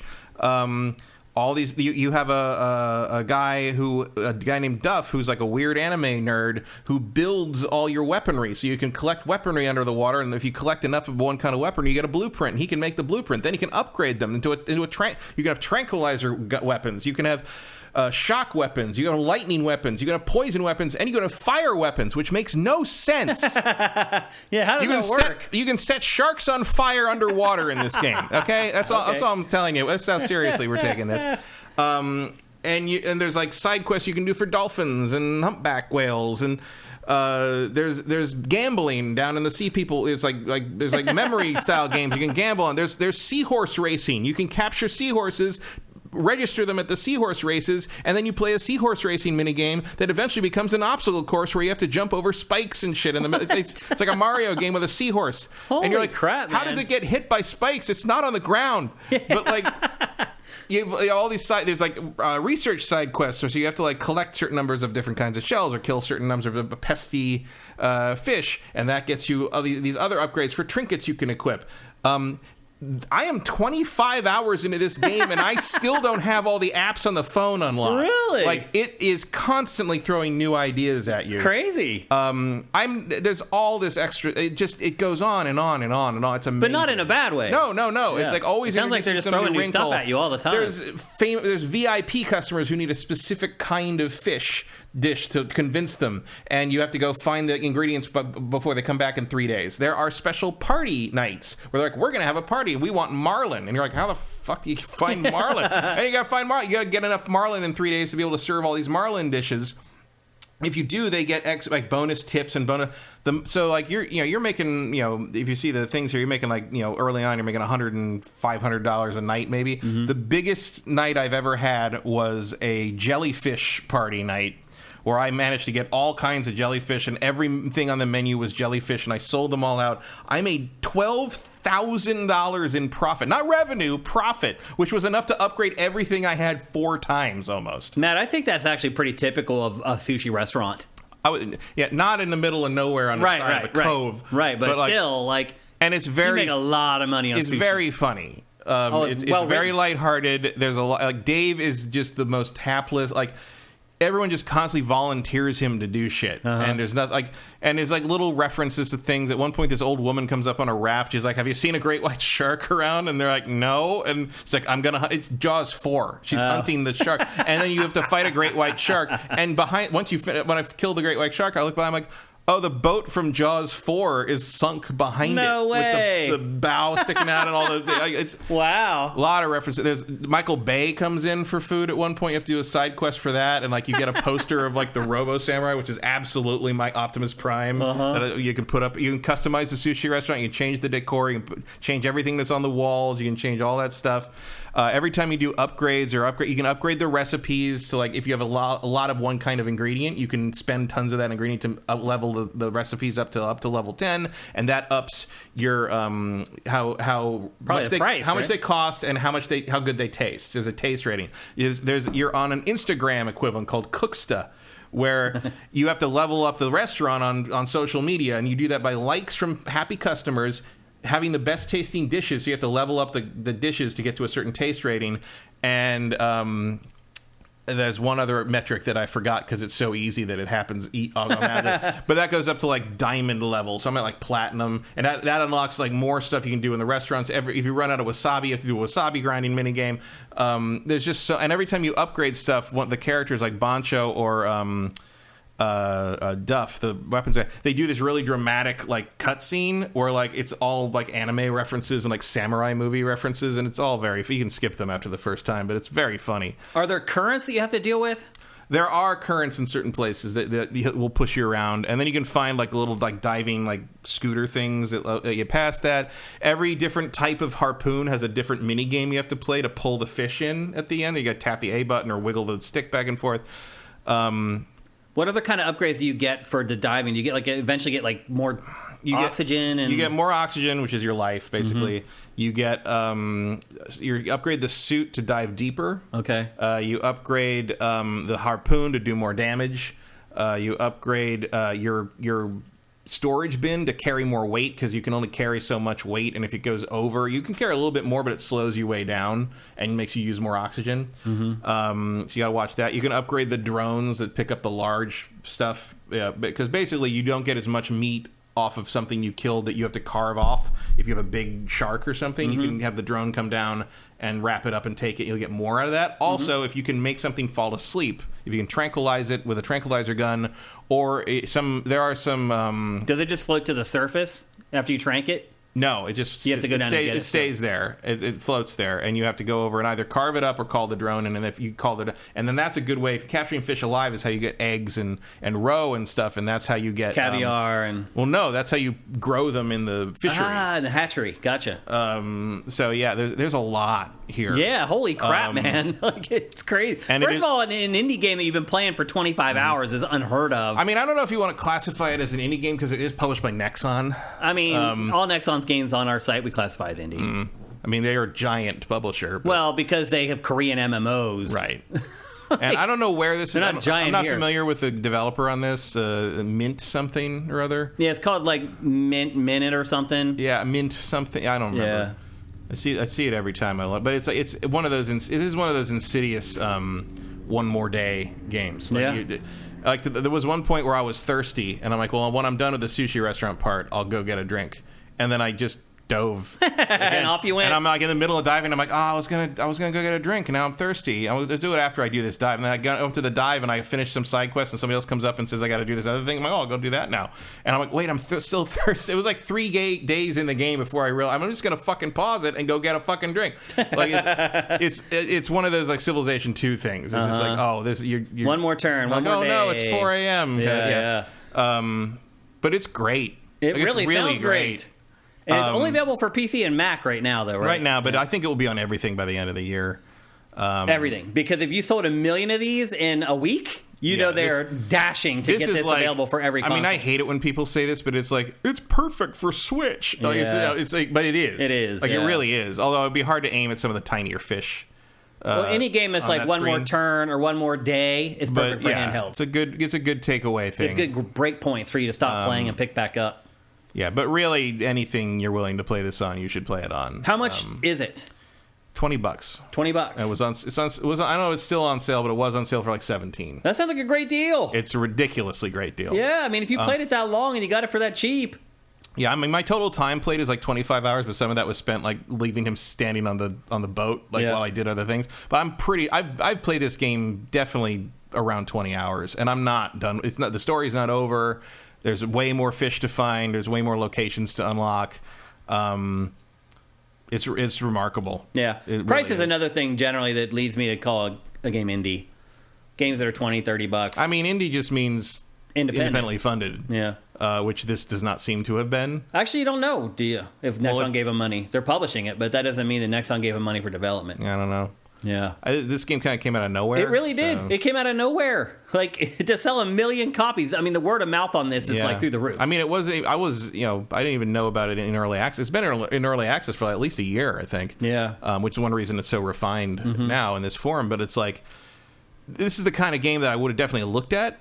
Again, if I see anything with diving or underwater stuff, I'm going to look at it. Yeah. And I have never heard of this before. I had never really heard of it either till you brought it up. And you started telling me about it. I was like, how do I not know about this game? Like, what the hell? Like, it's crazy. It really did seem to just drop out of nowhere. And it has, tons of real fish, real ocean animals. Like, yeah, it's cool to see. Like, and you can tell. Like, I'm pretty familiar with different fish and sharks and stuff. And there's things where I came upon like, that's a mako shark. I know that's a mako shark. I mean, we've had black tips and white tips and tiger sharks and reef sharks and copper sharks, but I'm like, that's a mako. Like, they do a really good job of making the different animals very notably themselves. Mako, fastest swimming fish in the ocean. They can swim almost 50 miles an hour. But fuck the striped catfish. Are they a pain in the ass? There are certain fish that will attack you, and some of them are annoying. And the striped catfish so far are the worst because there's like 30 of them. Like there's like, and they don't. I've been. I think the Medusa heads in Castlevania. I've died in this game I think once. Like, really? It's not. If you're careful with your oxygen, it doesn't really. That's really all much. you have to do. Really, is just get the up. Boss battles are not super hard. You just have to figure out the pattern, and generally either hit them. Usually, it's like the big bosses are like just hit them 3 times in the big spot. Yeah, that's a giant squid. That fight is super easy. Yeah, but like. Like some things are more optional stuff is more challenging, but it's not that hard of a game really once you get the systems down. But it doesn't really matter. It's a Zen thing almost. Yeah. And there's a satisfaction in having like a tiger shark in your fishery. Yeah, for sure. Or like capturing something alive, and then when you capture something alive, you get the highest rated. But then you kill it at the restaurant. Right. Well, you get the highest rated trading card for it. So then like you get a 3-star gold trading card for it. So that's how you're supposed to max out your Pokedex, basically. Yeah. The only thing that bugs me is like if you capture something alive. I think when you capture something alive, you should get the option to either use it for meat or put it in your fishery alive. And you don't. It just becomes meat. And if you're lucky, you get the egg out of it, and that can then hatch into the same species. And then you can raise it. And I've got tons of shark. I mean, I'm basically raising a shark like reserve back in the backyard of the sushi place, which you'd think we could charge admission to as well. Yeah. This is an amazing collection of animals. That's for the expansion, man. Yeah. I mean, it sounds like there's enough already in this game. Oh yeah, like I don't even know what else you'd. Yeah, I mean, there's so much to keep track of already. Yeah, it's ton. I mean, I guess you could do like races with. I mean, you have races with seahorses. Right. Yeah, I don't know. Highly recommended. Super high. Like this is in the game of the year conversation as far as I'm concerned. For indie game of the year. For anything. This is one of the best game of the year. It's one of the best things I played all year, bar none. Those are big words, people. Wow. It's great. Okay. So either get it now on PC or like should be on. I think they said it's supposed to be on Switch by the fall. I mean, I would say if you have a PC that you can play it on, which obviously looking at it, you don't need a beastly PC to play it. You should play it now. Yeah, because we're in a lull right now. The price and it's is not right. going to last very long. Right. Once you're playing Baldur's Gate 3 or Starfield or Spider-Man, you may not be. But again, this is also like this is a perfect game to play alongside a big AAA thing. Yeah, because it's so different and so light and so. It kind of clears the mechanism. It's a good summer game. Yeah, it is a very good summer Tropical game. Ocean beach, all that fishing stuff that people do. And Dave really just wants to relax, and they won't let him. Yep. That's the whole goal. Is that really what the whole crux of the game is? He's on vacation and hanging out, and like they Next call him up, and he's like, "Come, get over here right now." And he's like, "Okay." And like, "Okay, you're going to do all this." Like, I don't want to do all this. Like, yeah. So, but he's too nice, and he's not assertive enough, and he doesn't know how to make boundaries. So, Dave just does everything for everyone. I've been guilty of that a few times in my life. He's even bad about that with mermaids. Like the underwater sea people do that to him too, and you're like, that's the only real. Just say no. Yeah, the only even closest thing to a criticism I have is some of the sea people village quests send you all back and forth, a lot of fetch quests back and forth around this village, and it's kind of boring. Okay. Especially because like there's a couple things where you're supposed to you have to find specific things and they don't mark them anywhere. Nah. So you're like, well, where is this thing? It's Most games don't do that anymore. It's in this building. You should have just gone in that building. I didn't know if there was a reason to go in that building. It's like it's just that. That's the only thing that's really made me go. So light criticism though. All right, so there you go. That is Dave the Diver, available for PC and Mac, and it's available for $20 and maybe $17 right now. We recommend that you jump on it because it won't be long. There will be too many games to buy again. So this is a nice little palate cleanser before we get into some of the more serious games towards the end of 2023. And with that... Although sort of scratching a similar itch that I expect part of Starfield to scratch for me. That exploration categorizing thing. Yep. And once that starts, my guess is you don't go back to this game. We'll see. I'm expecting I'll finish. I mean, what else am I playing? Yeah. For the next couple weeks, really. Pikmin 4. Yeah. All right, and with that, it's time for...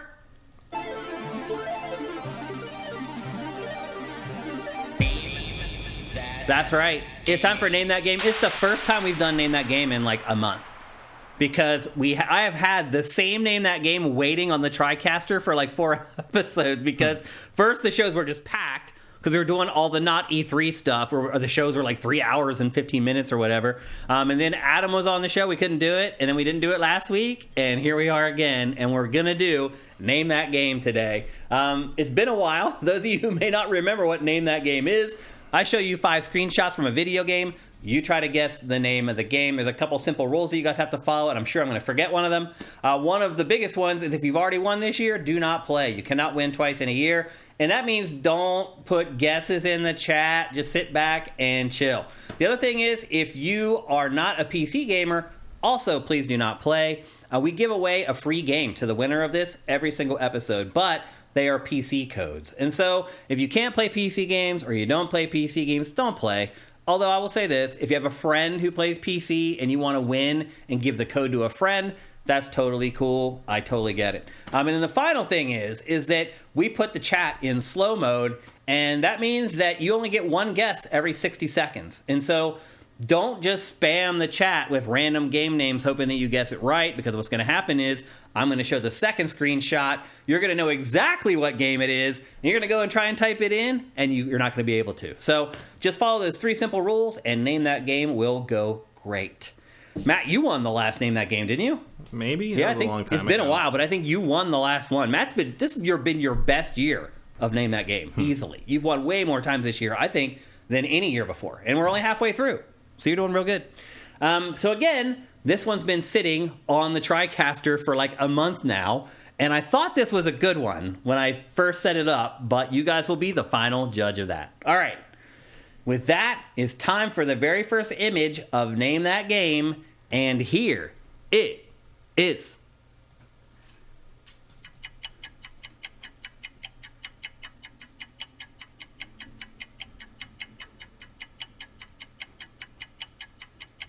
No guesses yet. Commander Fett guessed Sifted Games. No. BOTMFS. What is that? 50 Cent. 50 Cent. Blood on the motherfucking sand. Mad Max, no. 3 of you guys guessed that at once. That's a It is good not guess, Mad though. Max. That is a good guess. Breath of the Wild, no. The textures aren't blurry enough, Stucky, for Breath of the Wild. Those textures are way too crisp for Breath of the Wild.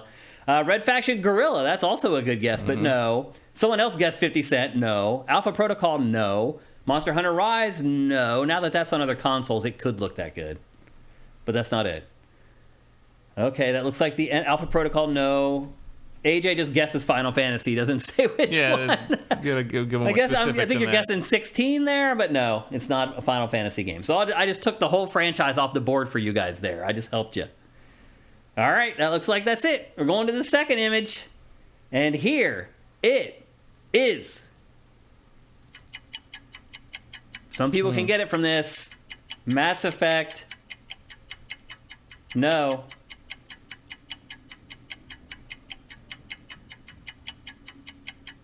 Mass Effect 3, no.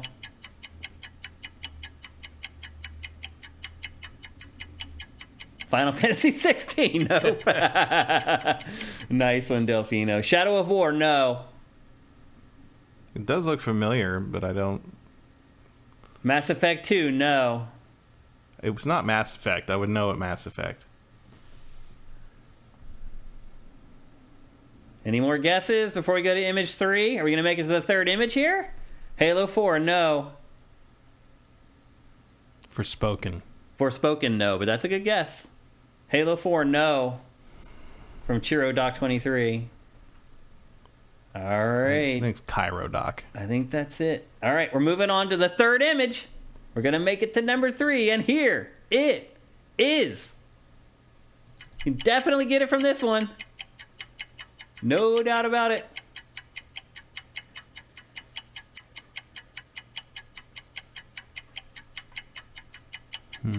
Chiropractor doctor, no. Death Stranding, no. Cody S. Carter, that's a good guess. That's not it.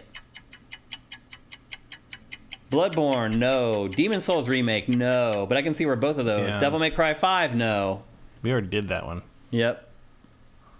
Yeah, that's the other thing. I will never do a game twice, if I can remember anyway. God of War, no. Witcher 3, no. I'm guessing Nox is guessing Returnal, but no, it's not Returnal. I could see that as well. Outer Worlds. Not Outer Worlds. Nope. Commander Fett just got it. It is Mass Effect Andromeda. Great job. Yeah, I wouldn't know that Mass Effect. Y'all guessed every Mass Effect, but the Except- correct one. So that was the third image. Here's the fourth image. That probably would have given it away if the other ones didn't. I wouldn't have. I still No, wouldn't you still know. wouldn't have? No. And then here's the final one. I gave you the helmet. Probably would have. Yeah, I don't know what else I would have guessed on that at that point. Yeah. So there you go. That's a great job. Commander Fett wins. Name that game. Another round of applause for you, my friend. That's not fair. Nobody played that game. Actually, everybody played that game. A lot of people played It that still game. sold very, very well. That was Tons the- of people played it. That was the problem. Yep. Yeah, and once again, a reminder that you have to get the right entry of a franchise. You can't just guess Mass Effect and that's going to count. You have to get the exact entry. And I'll be honest with you, typically, I won't mess with you guys. Like, for me, Mass Effect Andromeda stands out from the other Mass Effect games. And I wouldn't have done that if it was like, if I wouldn't have done like Mass Effect 2. It's really hard to tell Mass Effect 2 from Mass Effect 3. Like, I try to play even with you guys so you guys can actually get it. So, there you go. Again, congratulations once again. Good to see an awesome sifter, Commander Fett, win. Commander Fett, you can send us a DM here on Twitch. You can send me a DM on Twitter at Dinfire. Also, by the way, your boy is now on Blue Sky. So if any of you guys are on Blue Sky, the brand new version of Twitter, I know y'all went to Threads or whatever. I went to Blue Sky, and I am just Shane Satterfield on Blue Sky. I am not Dinfire. So anyway, if you guys want to add me on Blue Sky, please do. I am still on Twitter, not for very long, though. Once Blue Sky picks up, I am gone. Threads is where it's going. What'd you say? Threads is where it's going. I know. I don't care. I'm going to go to where I feel comfortable with the people and the content. And Threads also is not allowing, like, fact-checking. Yeah, they are. No, they're backtracking on it already.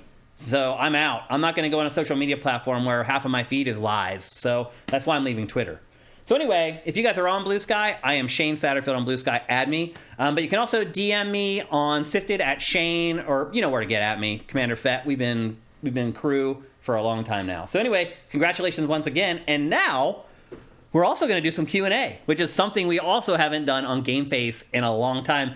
And you guys picked up on it because there's already like 80 questions in here. And we're going to answer a bunch because we have time. So let me get some graphics ready to go here during the Q&A. And we'll get it going. Okay, I gotta scroll way up. Norx Nessie, thank you for Twitch Prime, brother. Appreciate it, man. I'll say this, it has been disheartening. So you guys may not know how this all works, but like every month I get a report from Twitch about who has subscribed with Twitch Prime. And it's a spreadsheet that has your username. It says how many times total you subscribe with Twitch Prime. And then it gives me the streak, how many times in a row you subscribe with Twitch Prime. And I just gotta say, it hurts to see how many of our users like are subscribed or at one. Like almost all of you guys are not on a streak, and like I say it over and over, we need that money. Like we need it. Like so, I don't know if you all have gotten lazy or you're just tired. I don't know, but it would be really awesome if you guys could start doing it again. Like our monthly payout from Twitch is less than half of what it was for like 3 or 4 years straight. So I don't know why you guys have stopped doing it. Nothing has changed with the process. It's still just as easy. It still literally takes 3 seconds if you've already done it once. If you guys could start doing that again, it would really be a huge help. It would. I just know how many more times I can say this. I'm not lying. I'm not fibbing. If you guys could just do it. It takes 3 seconds. If you're watching this right now on YouTube or on Sifted, go do it. Please go do it. We need it. I'm not lying. I don't know why you would think I would lie about this. I'm not lying. But literally, all our crew, you're all on one. Like, please do it. It makes a world of difference for us. It makes a big difference. I'd really, really appreciate it. Okay, let's get to some questions, and there are a ton. We'll try to get to as many as we can. Commander Fett, since you're the big winner, we'll take your question first. What are some of your favorite things to do in the summer, gaming or otherwise? Matt, you can start. I don't know. Summer doesn't really change much for me. No? Well, because I don't go to school anymore. Yeah. So that was the difference of summer back in the day. Well, living in LA, summer doesn't change anything because it's summer all year round. Well, not this year, but right. Yeah, it's like you turn the air conditioning on, and there's something about, I don't know how to explain it, but there's something about playing games inside in the summertime with the air conditioning on. I don't know what it is. It puts me in this strange mood. The first time I ever noticed it was when I imported Super Mario Sunshine from Japan, because it came out earlier in Japan than it did in the US. And I was playing it on my GameCube that I had modified so it could play Japanese games. And I just remember playing it in the summertime, as hot as balls outside, and I was sitting inside chilling in the AC playing Super Mario Sunshine, and just this feeling of wellness just came over me. And I don't know if that imprinted on me forever. So now when I play games inside when it's really hot outside, I get this positive feeling. I don't know how to explain it. But it's really hard for us because we live in summer 24/7, 365. Like, if it's not summer, that's when our behaviors change. And for a long time this year, it was not summer. Like, we had a real winter that lasted like 4 months, which is crazy.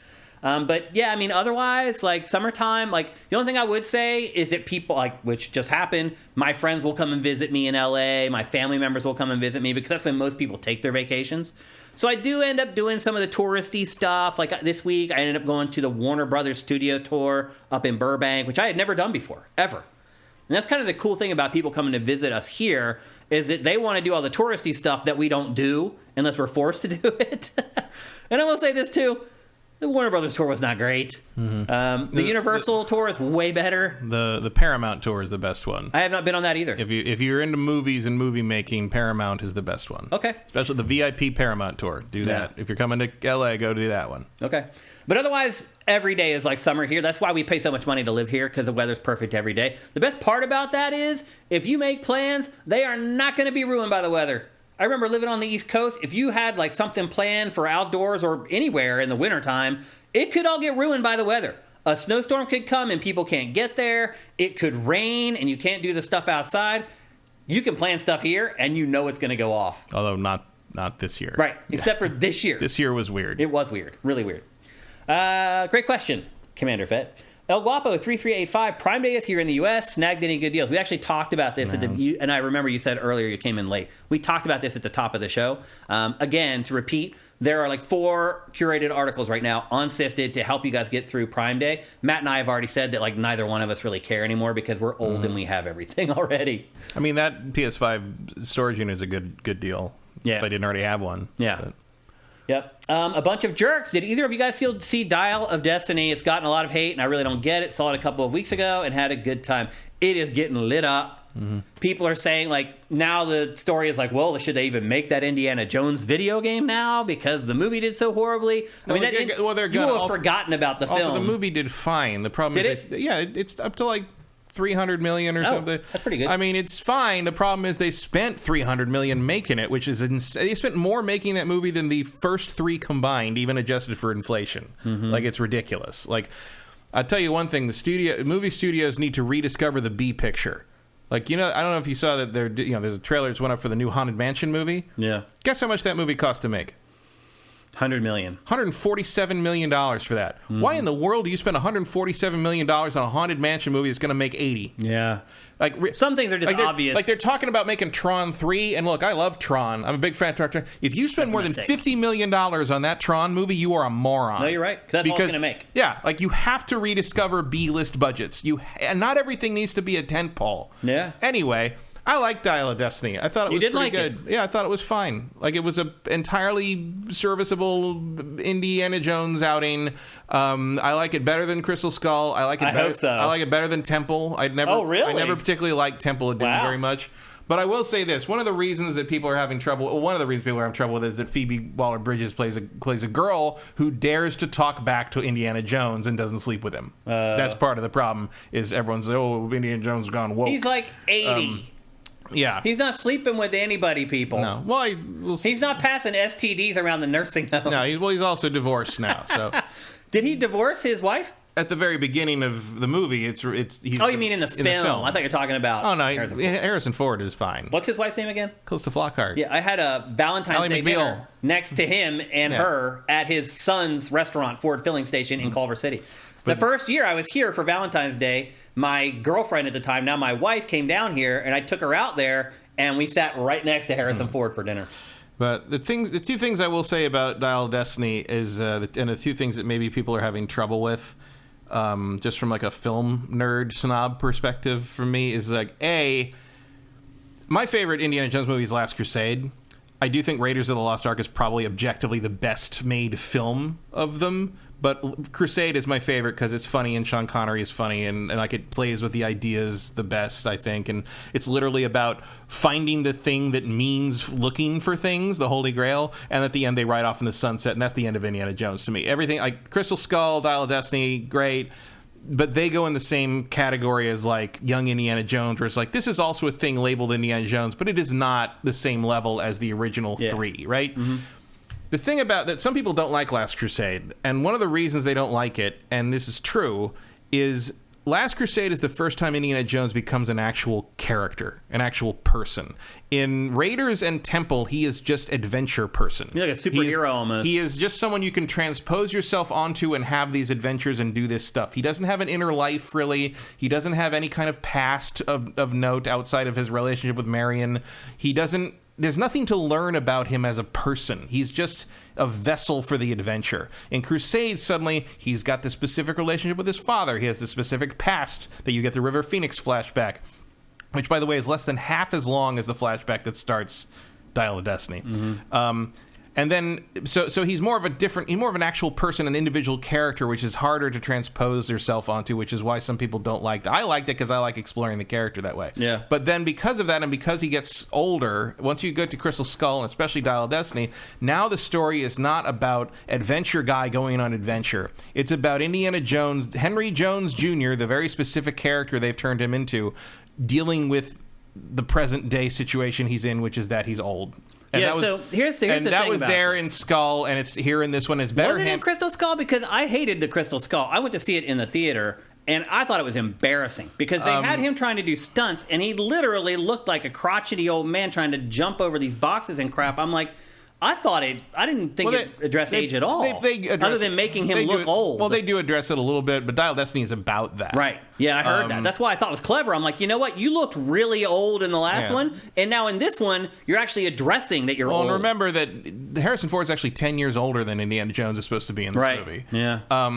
But but there's an argument to be made that doing that with Indiana Jones is missing the point of Indiana Jones, because Indiana Jones is not supposed to be an interesting character. He's supposed to be a reason and an excuse to go on this adventure. Right.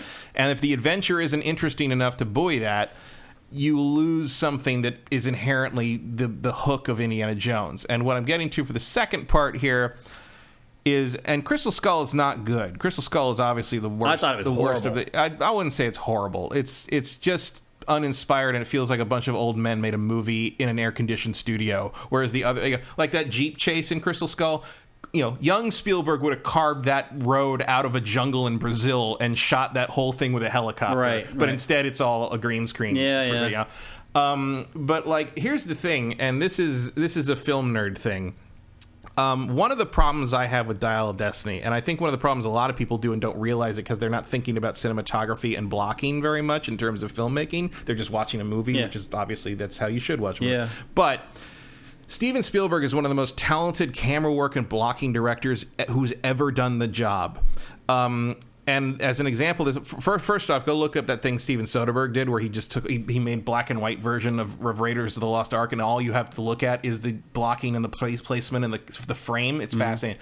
Go back and look at the, if you've seen Dial of Destiny especially, go back and look at the scene in Raiders of the Lost Ark where Indiana Jones explains to the government guys what the Ark is. And how he's over here doing this, and it's all one shot almost. Because Spielberg loves doing all these things in one shot. They're over here, blocked off from him and Brody by like the table they're behind, and he's explaining things. And at one point, he drops a giant old book between them on the middle of the table, and eventually, with a couple of cutaways, but eventually the shot rotates around as he shows them something, a picture of the thing in the book. As this is all exposition, this is all explaining the plot of the movie. Like, this should be boring. It's not, because Spielberg is shooting this like this, and over the course of the shot, it comes around, and all four of them are now looking at this ancient giant book. They are all literally on the same page as each other. And like, he does that in one camera move around the table, and it's all, everybody just moves into that frame and makes it happen. Contrast that with like Dial of Destiny, which is shot like a sitcom. It's just back and forth. There's no verve. There's no motion in the frame. It's not multicam. It's not. It's just shot, reverse shot. It's just and like there's a scene where Phoebe Waller-Bridges' character deciphers an ancient tablet, and she's tricking the bad guys while she's doing it, but she's walking around the interior of a boat cabin. And it's all close shots of all the different characters around, and it's all close-up inserts of like this thing she's going to use and this thing that Indy's holding for the part of the plan he catches onto, and it's all just showing you insert shots and cutaways of information as she's walking around. Spielberg would have shot that in some way where you see where everybody is in relation to each other, and you slowly. That's one of the brilliant things about Spielberg when he's at his best, and why he works so well for Indiana Jones is. You are piecing together what's happening as the characters are doing the same thing. And you're like, oh, like that's what's happening here. And there's no sense of discovery like that in the cinematography of Dial of Destiny. James Mangold is a great director. He can do, Logan is fantastic. 3:10 to Yuma is fantastic. Like, he's made some great films. Matt, what you're explaining here, and maybe some of you don't know it because you haven't worked in the industry, is the producer's curse, which is... If you've worked in production, you can't just watch stuff anymore. But also, like... I can't. Everything I watch, I'm like, how did they do that shot? Right, but also this is important not just in that regard, because as Red Letter Media likes to say, you might not have noticed, but your brain did. Yeah. And one of the reasons you are not as engaged with Dial of Destiny as you are from like maybe Last Crusade or Raiders is because the cinematography is not carrying you through these scenes the way Steven Spielberg does. Yeah. And that is not a shot at James Mangold. He's a great director, but he just doesn't have the same style as Spielberg, and Spielberg's style is inextricable from what makes Indiana Jones work. There you go. How's that for an answer? But it's fine. It's pretty good. I will say that it was too long. All the action scenes last about 2 to 3 minutes longer than they should, and I really don't foresee ever wanting to watch it again in the near future. Yeah. But I didn't hate it. I thought I liked it. It was fun. It just me. Okay. The Legacy, if I didn't thank you already for Twitch Prime, thank you. It's hard to remember exactly everybody. Cody S. Carter, I think I thanked you already, but I can't remember. AJ the Legend Watson will answer one of yours. Do you think developers keep track or care about creations made with character creation tools? Would that be time well spent on other aspects? No. I think typically good creators who work with creation tools on games, like that stuff just kind of bubbles up on its own. I don't think the developers are actively... Oh, they do. They keep metrics on all that stuff. I mean, they keep metrics, but they're not going in and like looking, for example, like with AEW. Like they're not, the developers of that game are not going to go and look at all the wrestlers I created. Some developers do put up their favorite things they found, or they'll stumble across. They find them sometimes, but you can, if they want to, they can see everything. People make all the data, everything you do in a game, it can be tracked. Like they know how many people used a particular hat with their character, how many used a particular tights in the AEW game or whatever. They can get paint. They can get like a data set of like how many people move this slider this far over this far. Like it's averaging in the middle, so we did that probably right. Like that's about where you want that to be. Yeah. I would imagine most of those slider data things have like a big thing in the center and then huge like spikes on the ends where people make like the comedy characters. Yep. Emperor Dread, given how big Baldur's Gate 3 is going to be, how do you intend to cover it? Matt's going to cover it. I mean, Matt will be happy about that. I'll play what I can of it. I mean, that thing is huge. Yeah. Knight's Toil. Nixitois. Is that the correct way to say it? Thank you very much for all the Tier 1 subs that you just gave to our community. That is awesome. Thank you. Thank you. Thank you. Glottis21, thank you for Twitch Prime. That's awesome. Eric Carmenes, would you rather I sub on Twitch or stick to Patreon? Why not both? Well, let me do the math. Well, no, here's the thing. So on Twitch, we lose half. So Twitch keeps half of the money that you give us. Even with Twitch Prime subscriptions, it's like $5. We get $2.50. So stick to Patreon, but you can do both. You can, if you're an Amazon Prime member, you can give us a free $2.50 and do Patreon. It's totally easy. Not Sir, thank you for Twitch Prime. Cinetyke, I got Prime like only 2 months ago and switched from Twitch subscription to Prime subscription. Let's go. Awesome. Thank you, man. That's sweet. Any other questions? I think that might be it. No, I think we're out of time anyway.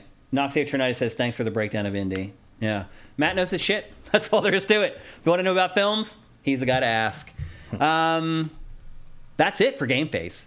349. We're coming up on 350 here, Matt. It's really insane that we've done 350 episodes of this podcast. And you guys have all been here for them. It's really incredible. Like, I can't even put into words how much I appreciate you guys. We're gone for a couple weeks. We come back. You guys are waiting, and you're on the chat like it's nothing. So really appreciate it.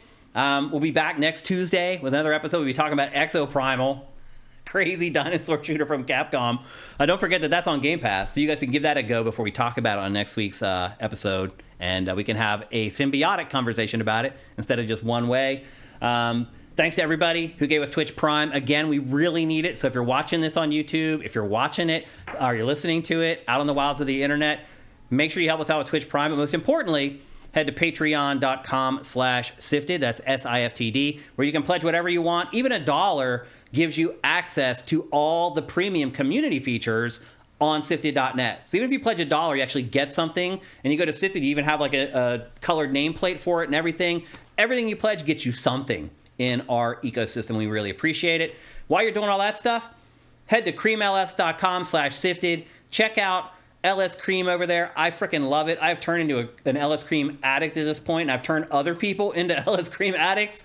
There's a ton of stuff there. There are drink recipes. You can learn how to make all the cool looking drinks that are in the ad that runs earlier in the show. Just most importantly, at least I feel personally, you should support the person who owns LS Cream. He is a sifter. He is a gamer just like you. And would you rather give your money to somebody like us? Or would you rather give it to some huge conglomerate who don't give nothing about you? So again, head to creamls.com/sifted and pick yourself up a bottle or 10. Matt, good to be back in the saddle with you. Good to do another episode with you. We'll see you guys next Tuesday at 1 p.m. Pacific, 4 p.m. Eastern at twitch.tv/SiftedGames. Until then, have yourselves a great week. GameFace is up and out.